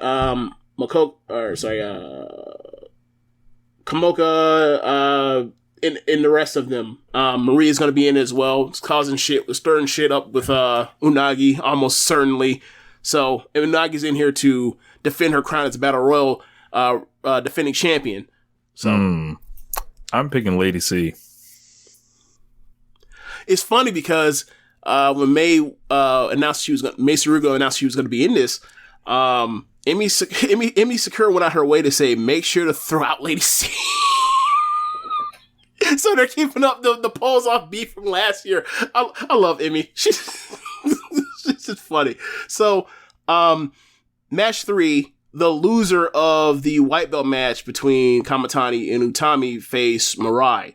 So you know what this is? Yep. Like, get that heat right back. Yeah. So Tommy, about to do that JOB that first night and get right back on. And get it right. Yep. Get right back on track. Yep. So yeah, I think that match is gonna be great. Like, they're meant to wrestle each other. Like, there's no way that Mirai like got to start or signed on to Stardom without thinking like eventually I want to get in the ring with this woman. So like, yeah. So yeah, like they're gonna club each other to death. It's gonna be fun as hell. They're gonna throw each other with Germans. It's gonna be fun as hell. Next match after that, it is called the Generation of Destiny. Hazuki in a singles match. Hazuki versus Momo. Now this is basically like saying like I guess that's the name of like the generation after the Gold Generation because like Momo and Hazuki are both younger than like. Well, Hazuki's like the same age, or maybe like a little older than Utami, but like definitely younger than Natsupoi. But right, or Micah and Himeka. But yeah, so the Wild Heart of Stardom versus the former True Heart, now the Black Peach, Momo. Like I mentioned in the tag match, like they've been out here smoking it when they've had time with each other in these tag matches on these Road 2 level shows and Korakuen Halls. This match can be great. The only thing that's going to stop this match from being great is if they say, hey, you only got 8 minutes. If they get 12, they're getting 4 with ease. They're awesome together. It's almost like they've been rushed each other, and they're almost like they've been the best wrestlers, some of the best wrestlers in the world for a long time, and they've been like rushed each other like since they were teens, both of them. It's almost as if that's the case. I've got Momo here. I think she needs a big win. She's been a demon of late. Yeah. This is what I will say. Whoever loses the tag match the day before is winning. Would you agree to that or no? Or Momo's winning this regardless? I think that would line up with my pick. Like the okay. Kaguma and like they retain and then they lose the singles match the next day. Okay. Next match after that, Azumi defending the high speed title in a 3-way match versus Kaguma and Natsupoi. Flames. Yeah. I don't know. I don't know how much time this is going to get, but it's going to be great for the time it gets, regardless. Picking Azumi to retain, but this is ROPW. Yep. I got Azumi, and I got Azumi over Kaguma to preserve the potential rematch between Azumi and Natsupoi in the future. That's how I see it. But it's going to be fun as hell for the time it lasts. Now, fourth from the top, Kairi in a singles match. Her second match back versus Starlight Kid. Match is going to be real fucking good. Like Kid is at a point to where like even if Kairi has slipped, which I don't think happened, if Kairi even slipped from where she was, awesome. Kid's so damn good she can cover that up anyway. But like I think Kairi, like she's in incredible shape. Apparently she's been training for longer than we even know. So like I think they're gonna rip this up. I think it's gonna be awesome. It's 4 from the top. So I don't think it's gonna go like get 4.5, but like I could easily see this getting like challenging for 4.25. Kairi's looking in a mirror, a heel version of herself that's 10 years younger. This is like when Nick Jackson was in the ring with Jungle Boy and it was like, oh shit, like, that used to be me. Like that's what this is. Except that she turned evil. Right. Yeah. It's like when I first saw Kairi, like that's the best babyface in the world. Like just one of them, gotta be. And then like I started seeing, 2019, we first started seeing Starlight Kid. Like, yeah, shit. Kind of see that too in her. Like, what is over there? What are they doing over there to keep producing this level of babyface? But yeah, it's gonna be great. Third from the top, Donald Del Mondo versus Prominence. It is a Quattros match. So it's from Prominence is Suzu and Risa Sera and Akane Fujita and Miyagi versus not Andres Miyagi, different Miyagi. versus the loser of the red belt match, probably Julia. It would make sense that it's Julia's. If it was Shuri, it would make no fucking sense, seeing that they came here to bust Julia's head.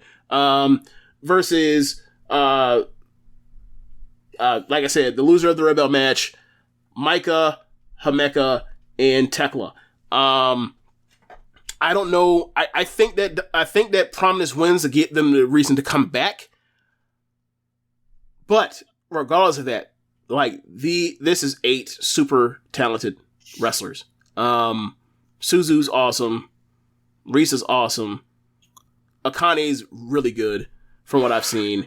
Miyagi I don't know as much, but like, you know what Micah and Himeka do in tags. You know what either red belt loser can do in tag matches, and you've already seen enough of Tekla to know she's good. So, like, they shot that angle at the anniversary show to get to this point. They already had their tag match with Tekla and Shuri versus Akane and Risa. That was good. Is there any chance that Julia just aligns with all these new people and stomp Micah, Himeka, and Tekla out? Oh, there's a great possibility that happened. I got one further.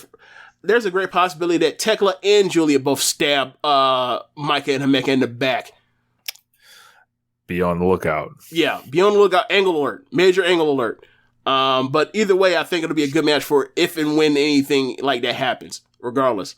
If they do that, I want Julia to do it just like Ric Flair in 1995. Never tags in. Never tags in. Shows up, was jumped earlier in the night. People don't think she's gonna make it to the match. She gets out there, in her regular clothes, kind of tags in, turns around, punch. Can't trust her. Oh my god. Oh man. Just a snake. Just a snake just waiting ready to stab you in the back. It's gonna happen. Like think of all the scenarios of how to do a Dom Amato breakup, and where the two main things it now breaks down between Julia and Shuri, and like think of how the number of ways that like one person's the bad guy. Like it feels like 99 out of the 100 of them involves Julia being the sucker out of this. Like you can't even come up with a scenario where it's like, yeah, Shuri's gonna be scandalous. Like, no, bro.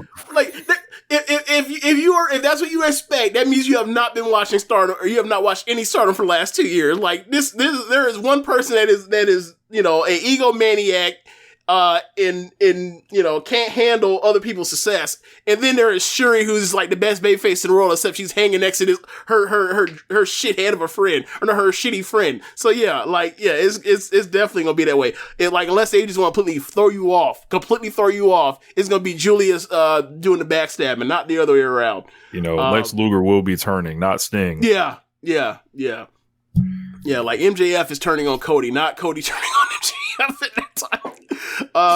So then semi-main event, the winner of the white belt match defends it against the predecessor, of the previous white belt champion, Tam Nakano. We both assume like it don't matter. 4.5, just write it in. it don't matter. Remember when Jeezy on one of the songs was like, Pro Tools and powder, it don't matter to me. It don't matter if it's Utami or it's Kamatani. If it's versus Tam in the semi-main event spot in Sumo Hall, put the 4.5 in right now. It's gonna happen. They gonna kill it. Yeah. I don't think Tam's winning. I think it'd be malpractice if Tam won. Unless you, the only reason to do it would be okay, we're gonna try to get to some, Tam versus, Kyrie match, but that's the case. You shouldn't have took the belt off her then. Too late. So Kamatani rides. And I feel like beating Utami the night before would be such a big thing. Right. You don't cut her legs off immediately. Right.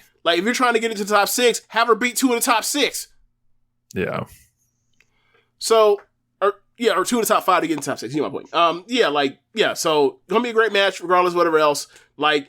Eventually I want another Tam and Utami match because they're great together. Kamatani and Tam, they're great when they have time and someone's ribs aren't fucked up. So yeah, go ahead and chalk that in for a great match. And then the main event, Shuri versus or sorry, not Shuri. The winner of the red belt match, either Shuri or Julia, most likely Shuri versus Mayu Iwatani. Rich,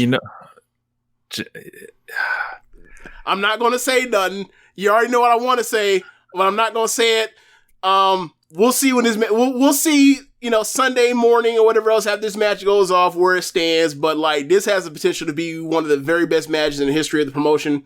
If it is in fact, Shuri and Mayu, like people have said right now, if they, between, if it is Julia somehow, Julia and Mayu this year, the anniversary show they had to do on short notice at 11th hour after Tam came down with being put in COVID jail. Like, that's at worst the second best match of the year in Stardom right now. I gave it a 4.5. You gave it 4 3/4. A lot more people look at it from your perspective than I do. So it's already they've already had one of the best matches of the year so far. So if it is Julia, they'll probably go out there and they'll either match that or top it and have another one of the best matches of the year, or it'll be Shuri, who's better than Julia, and they'll go out there and they'll rip it up just as well, or if not more. This easily could be one of the very best matches we see all year. Something about this match I have senses going off. Like, there's a couple things I feel like that are in play. This is the main event of Sumo Hall. Mm-hmm. Is the title in jeopardy? The way they've played this angle, I say no. Okay. In their outpost match between Stars and Donald Mondo, where Shuri and Mayu have beat the hell out of each other. Like, Mayu is like trying to steal the title, and then Shuri catches her, and then she like, I'm sorry, big dog, I'm just playing. Whatever. I don't no problems with you. Like, she's playing, like, Mayu has completely played this as a comedy thing as opposed to I'm a real threat. So I do not think that, because of that reason, I do not think that, like, if I thought she was going to be champion, that I don't think that Mayu would just goof around like the way she has. Like, I think she's there to pose as a threat on paper because she's still their, the last year she's been their top star. Since like, September, the top star, most looked at person in Google searches has been Tam, but whatever.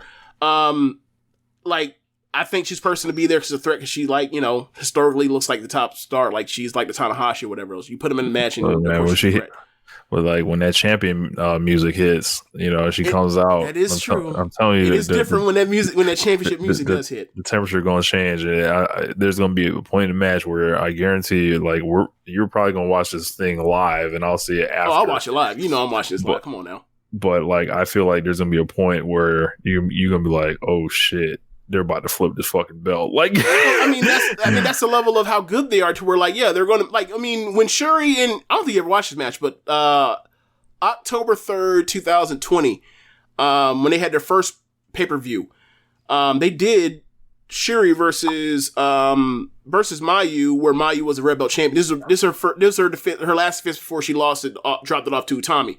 Okay. Shuri beat the shit out of Mayu to the way we were like, oh, the title's turning. Mayu might lose his belt. Like, Shuri beat the hell out of her, and then Mayu, came back and won at the end by doing Mayu comebacks or whatever else. But like, they have the talent and the wherewithal to get you to buy into a title change that's happening in this match. So like, it's going to happen. They're that good. Now, one other question that you pointed something out earlier that I didn't even notice, but the new Stardom video that plays before the matches, when you watch it on Stardom World, there's no Mayu Iwatani in it. Yep. I find that interesting for a lot of reasons. We've seen the cycling that's gone on, the attempt to create several other new stars, the returns of Kyrie, and of course their use of like pulling in all these freelancers. Are Stardom preparing for a future without Mayu Iwatani? And is that future coming? Is this the last time she's ever gonna challenge for a top belt? Yeah, could be. Like, they've been preparing for a life after Mayu since, quite frankly, since they put the belt on Utami. Mm-hmm. Like, they didn't have to do that. There was still plenty of people for her to still wrestle. But they moved it, they flipped it to Utami. Utami took to it like a dove to water, or a duck to water, whatever the fuck the term is. Duck to water. That makes more sense. Doves don't really do the water thing. But yeah, like they cry. Yes. They, last spring, summer, Tam and Mayu both in interviews both said like they got like 18 months to 2 years left. Individually, they both said this. Like, obviously, those are wrestlers, so who knows, whatever the hell. But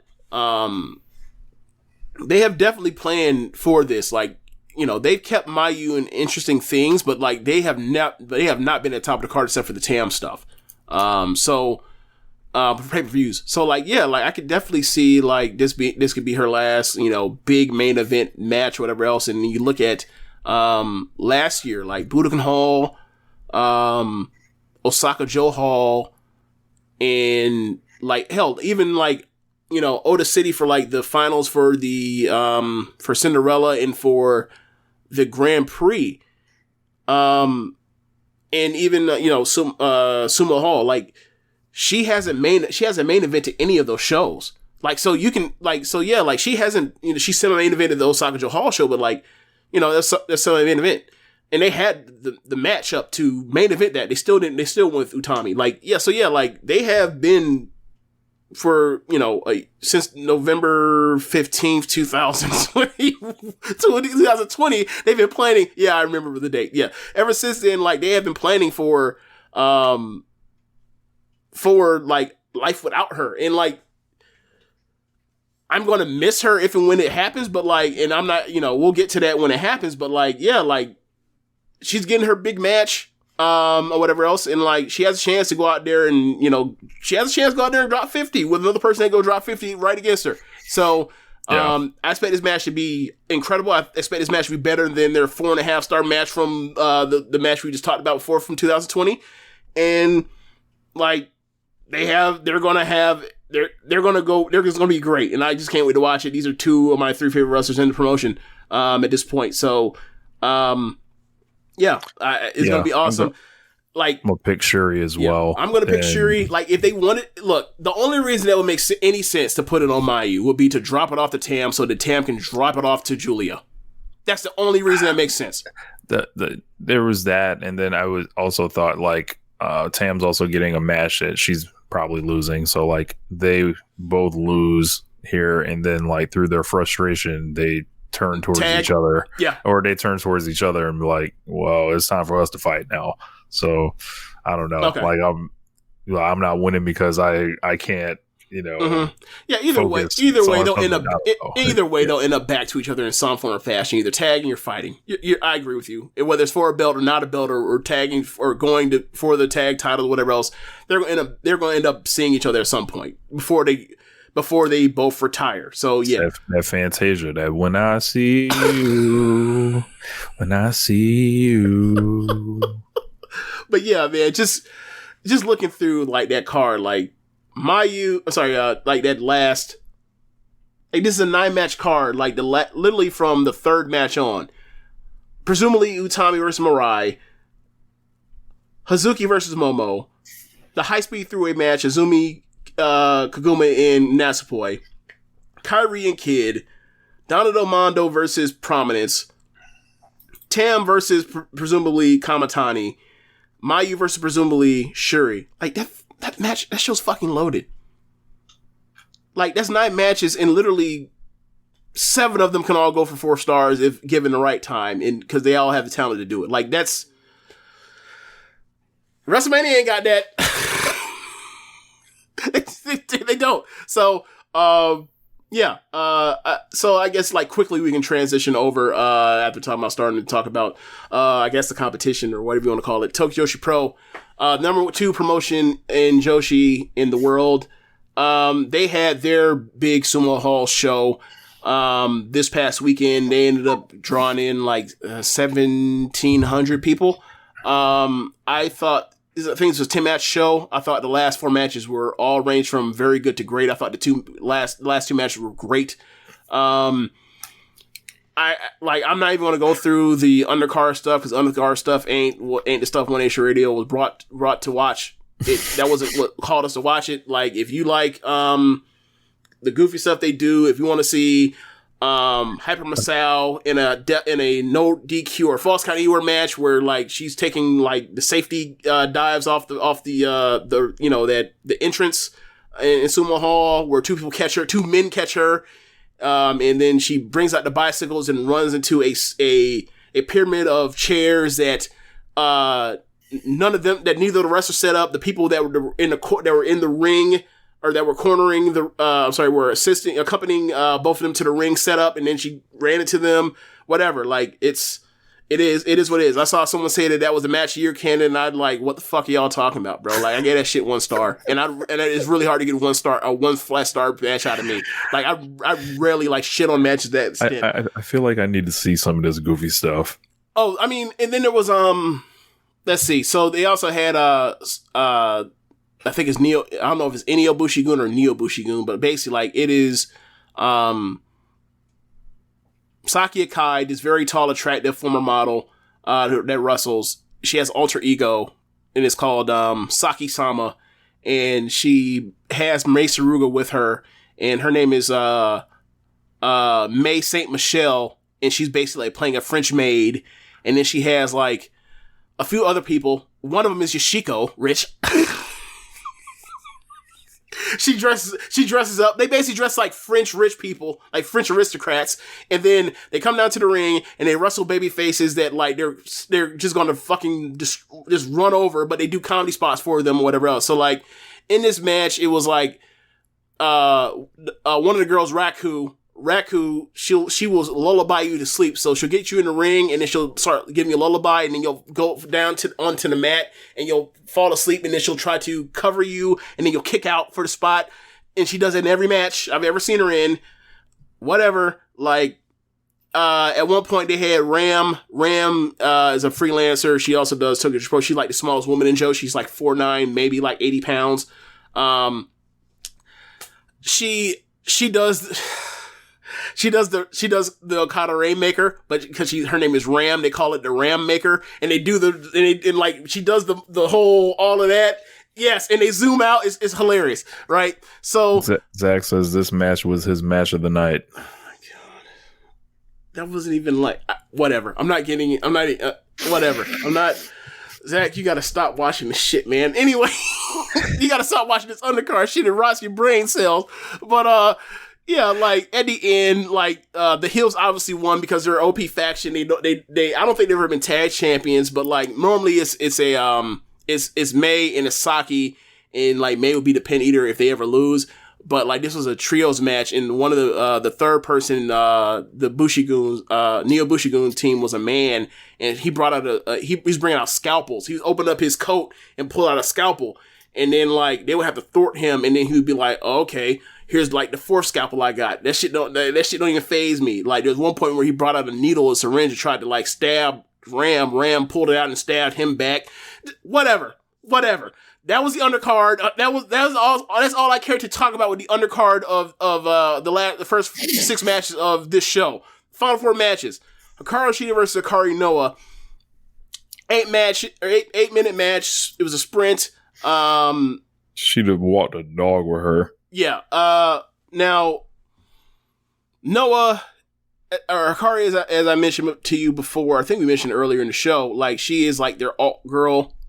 She calls herself a deathmatch wrestler. I've never seen her do it, but apparently she does it. So, she ended up grabbing a chair at one point and slamming it across Sheeta's back, and then she gave her the chair to Sheeta and said, "Hit me back." Sheeta said, "Nah, I got something better for you." She went and got her kendo stick and came back and whapped her across the back, and then they traded chair shots, kendo stick shots. And they look, them shits were sounding off in the arena. Then they got back in the ring and they started wrestling. Obviously because of the back injury, Sheeta started giving back breakers, whatever else, and then eventually ended up putting her away with I think it was the knee, right? Was it the knee? Yeah. Yeah, with her knee. So what were your thoughts on the match? Sheeta was hitting her in a way where I was like, can you hit the people in AEW like this, please? Right. Like, Like, she's clearly holding back and not wrestling as hard as she can in AEW, and clearly there's some type of mandate or there's something that goes on with, like, maybe it's like, look, I came here not to have to do that no more. If I come back, I'll do a one match, but like, I don't feel like doing this every other week. Maybe that's what it is. I don't know. Yeah. But like Kyrie, Io, Asuka, Shida now, I can't speak to Rio, but like those four in particular, I've seen their work in Joshi. I've seen their work in America. While still good, it ain't the same. Yeah. It's just not. She came off as such a big star here. Yes. It was like fuck. It was like, yo, like, in great shape, got the tan going. Also, compared to like the Tokyo Joshi Pro wrestlers, like they're all very small, relatively speaking. And Shida is like 5'5", 5'6", and Tokyo Joshi Pro, like they're all on that 5'1" range. So like, yeah, she looked a lot. Yeah, she looked like a Bentley next to a 300 Chrysler. Yeah. So I can't wait for she to be back. Can't wait till she wins the belt one day again. Yeah. So I would like for Sheeta to come back.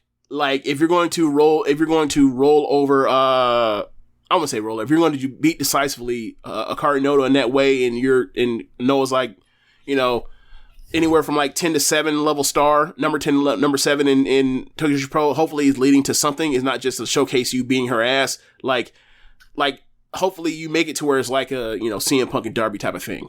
Right. Where like it's going somewhere. Like if she goes in there, she mixes it up with Yuka and, well, maybe not Yuka because politics of that, because they're both AEW. Maybe if it's, I don't know, Shoko. I feel like, that makes more sense to do business or whatever else. Next match after that, International Princess title, Maki Ito versus Yuki Arai. Yeah. This match is for those that do not believe or think that Maki Ito is a good wrestler or maybe she wasn't at one point, and that's fair to say. You watch this match, you can't give any of the credit of it to Yuki Arai. Maki Ito, Bret Hart carried this woman to a match that I thought was very good, and it told a very good story. Like I've seen Maki in the last half of last year. I didn't watch him personally, but I heard people say that like she's improved. She's one of the most improved wrestlers in the world. Watching her on these Korakuen Hall shows and big shows in Tokyo Joshi Pro this year, like I see what people are talking about. She's much better. She's much improved from when I first started watching her in 2020. Yeah, I was way more impressed with Maki here.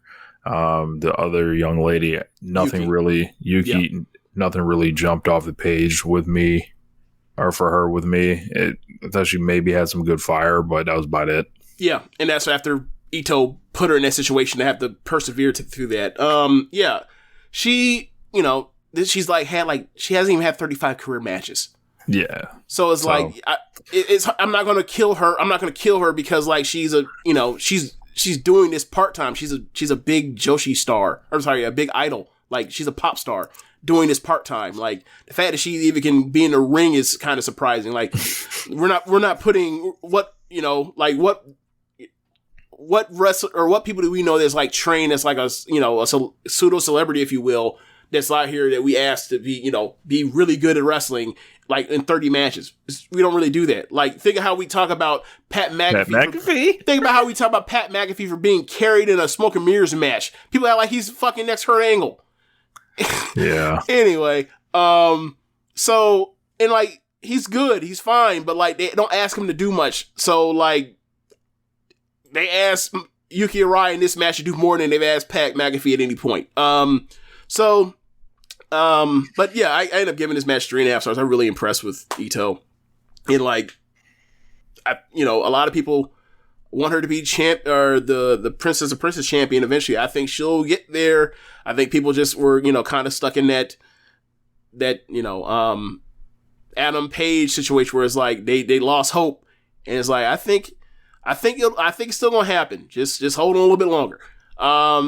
Some main event tag team title match. Also Maki Ito is on top of the world. Bro, I think it might have been Chris Brooks on commentary. I was fucking hollering. It was Brooks and Bali and Aki. Bali and Aki is the person that does English commentary for God Move as well. Yeah. Like, it's funny because, obviously, Aki and May are always together. They're literally a tag team. So, like, when May does the Neo Bushigun stuff, she's May St. Michelle, he fucking buries him on commentary. Like, oh, this evil motherfucker. Like, it's so funny because obviously, you get it. It's just funny. But anyway, main event, the tag league winners, Rika Tatsumi and Miyu Watanabe versus Magical Sugar Rabbits, Yuka Sakazaki and Mizuki. You're all familiar with Yuka. This match was fucking great. I don't think you've ever seen any of this other three except for Yuka, right? I feel like I've seen the one that looks exactly like Rio. It was Mizuki. That's Mizuki. Yeah, it's like, bro, like they're saying, yep. Did she like steal like her ring gear? Like, they stole from each other, Rich. Bro, they're both trained. They're both trained by Emmy. Yeah, like, they're both they dress exactly the same.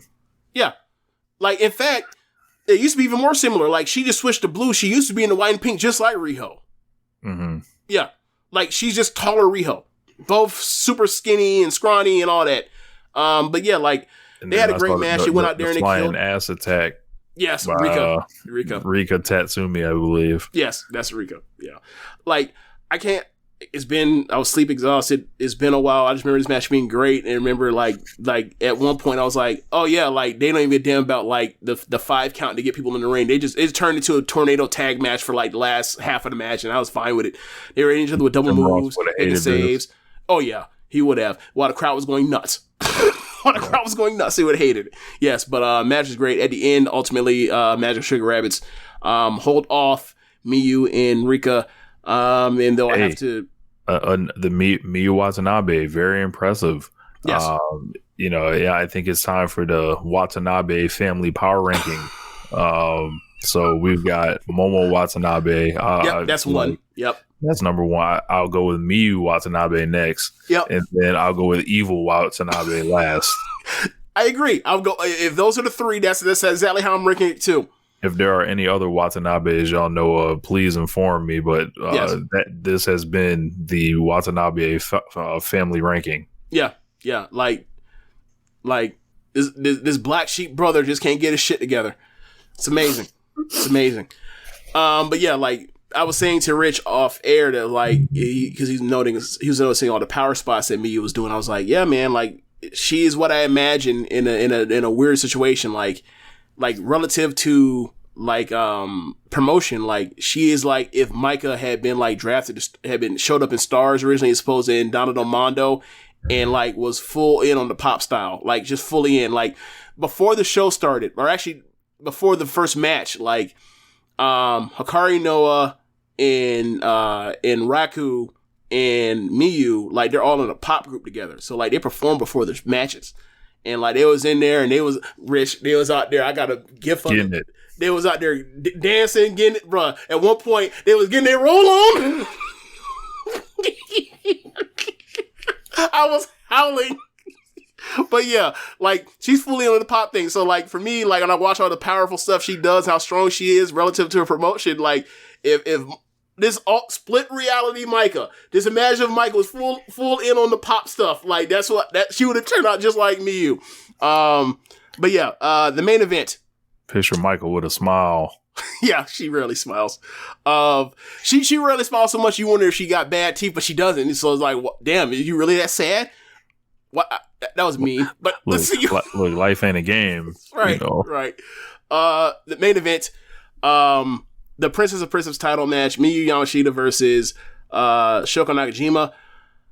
This match is great. I think there's only like one other match that I think I've seen from Tokyo Pro that I thought was better. The cyber fight match between Yuka and Miyu. Like the match people raved about at the end of 2019 between Yuka and Mizuki. I thought this match was better than that.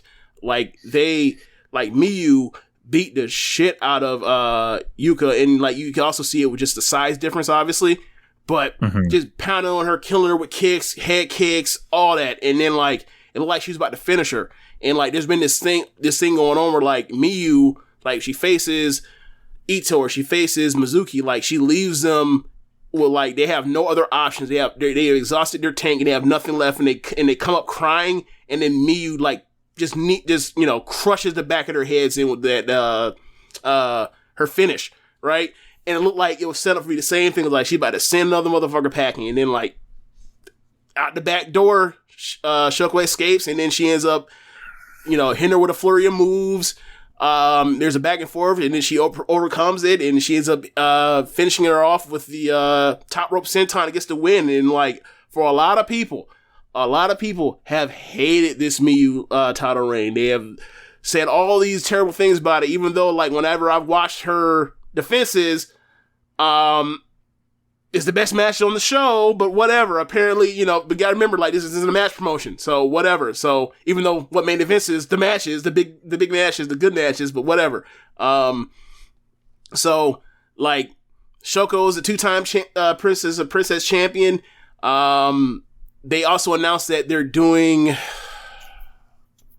I forgot what, Oda City Ward in the summer, like I think in July.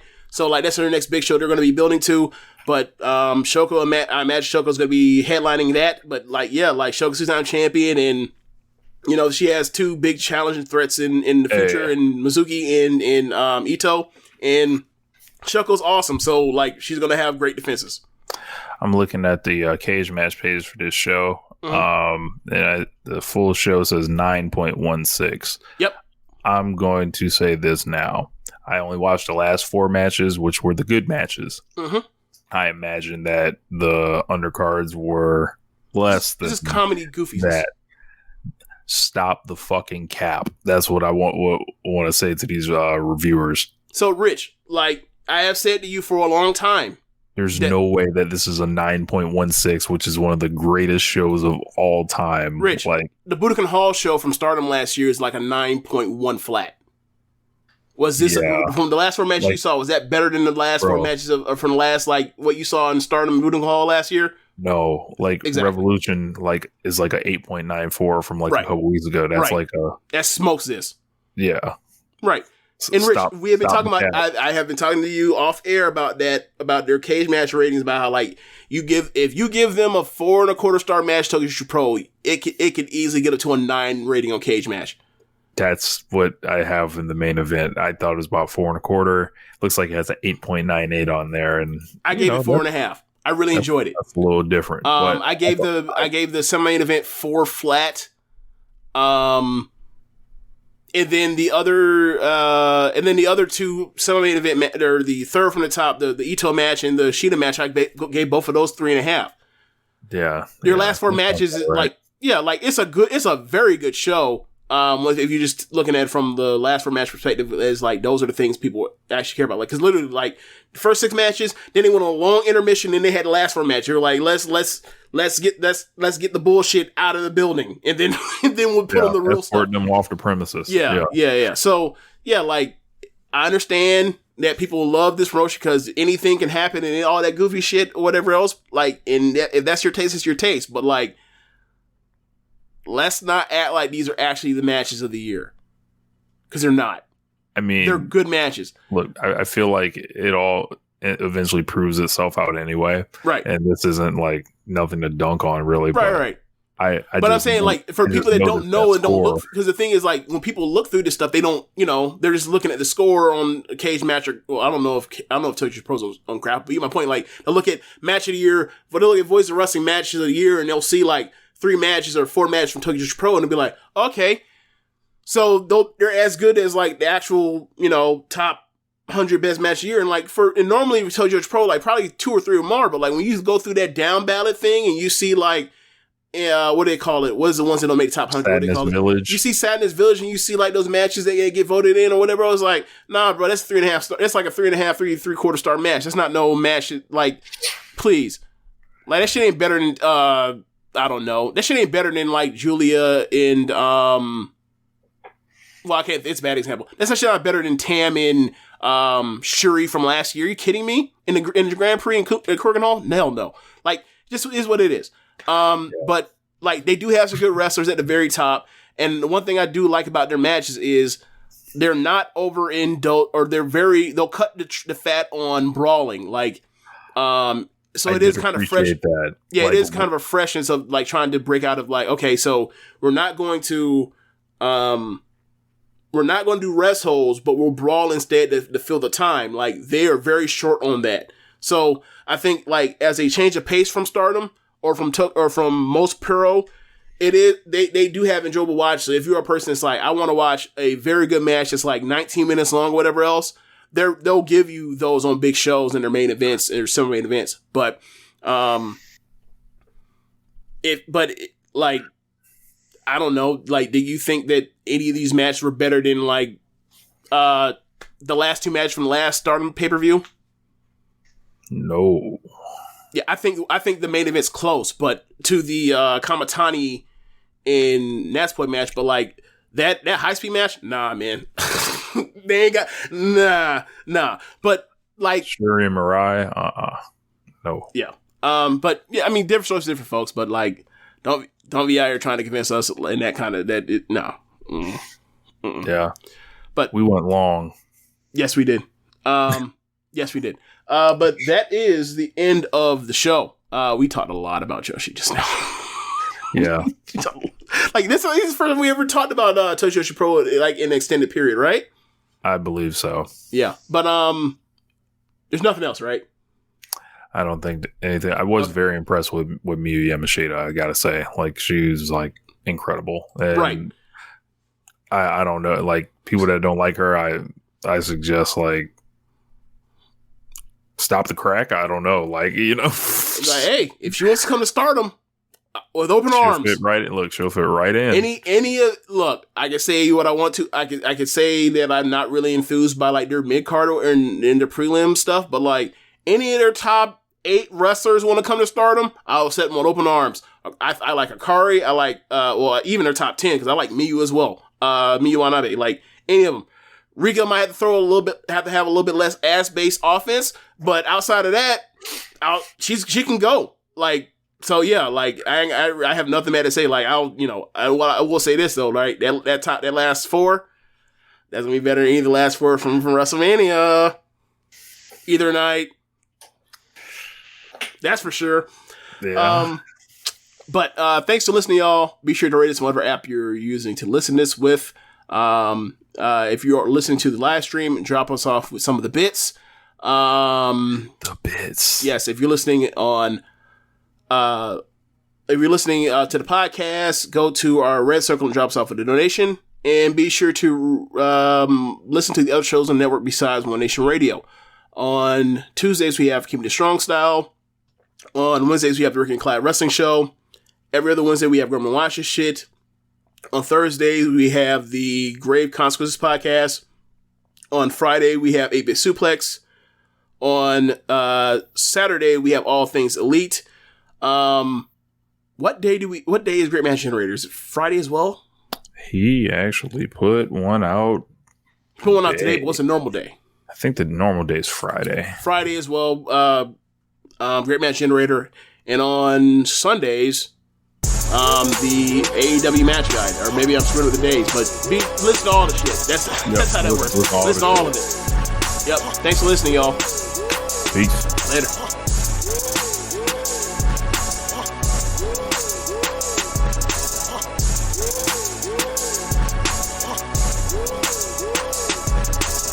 Too many things in our lives require too much effort. But when it comes to disinfecting surfaces with the new Clorox Disinfecting Mist, you just spray and walk away. No wiping required.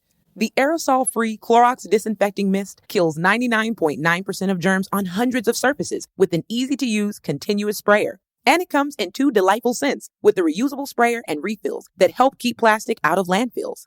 Try the new Clorox Disinfecting Mist today. Use as directed. Rinse required on incidental food contact surfaces. Careers at Mayo Clinic are life-changing for employees and for our patients. The Center for Digital Health creates digital products and seamless patient experiences through simplicity, innovation, and the human touch. We are currently hiring in critical areas on our team, including product development, experience design, data and analytics, portfolio management, and more. Join us in the Center for Digital Health. Become part of Mayo Clinic's mission. We inspire hope and create new ways of delivering trusted healthcare solutions for patients around the world. Visit jobs.mayoclinic.org/CDH-jobs to find out more.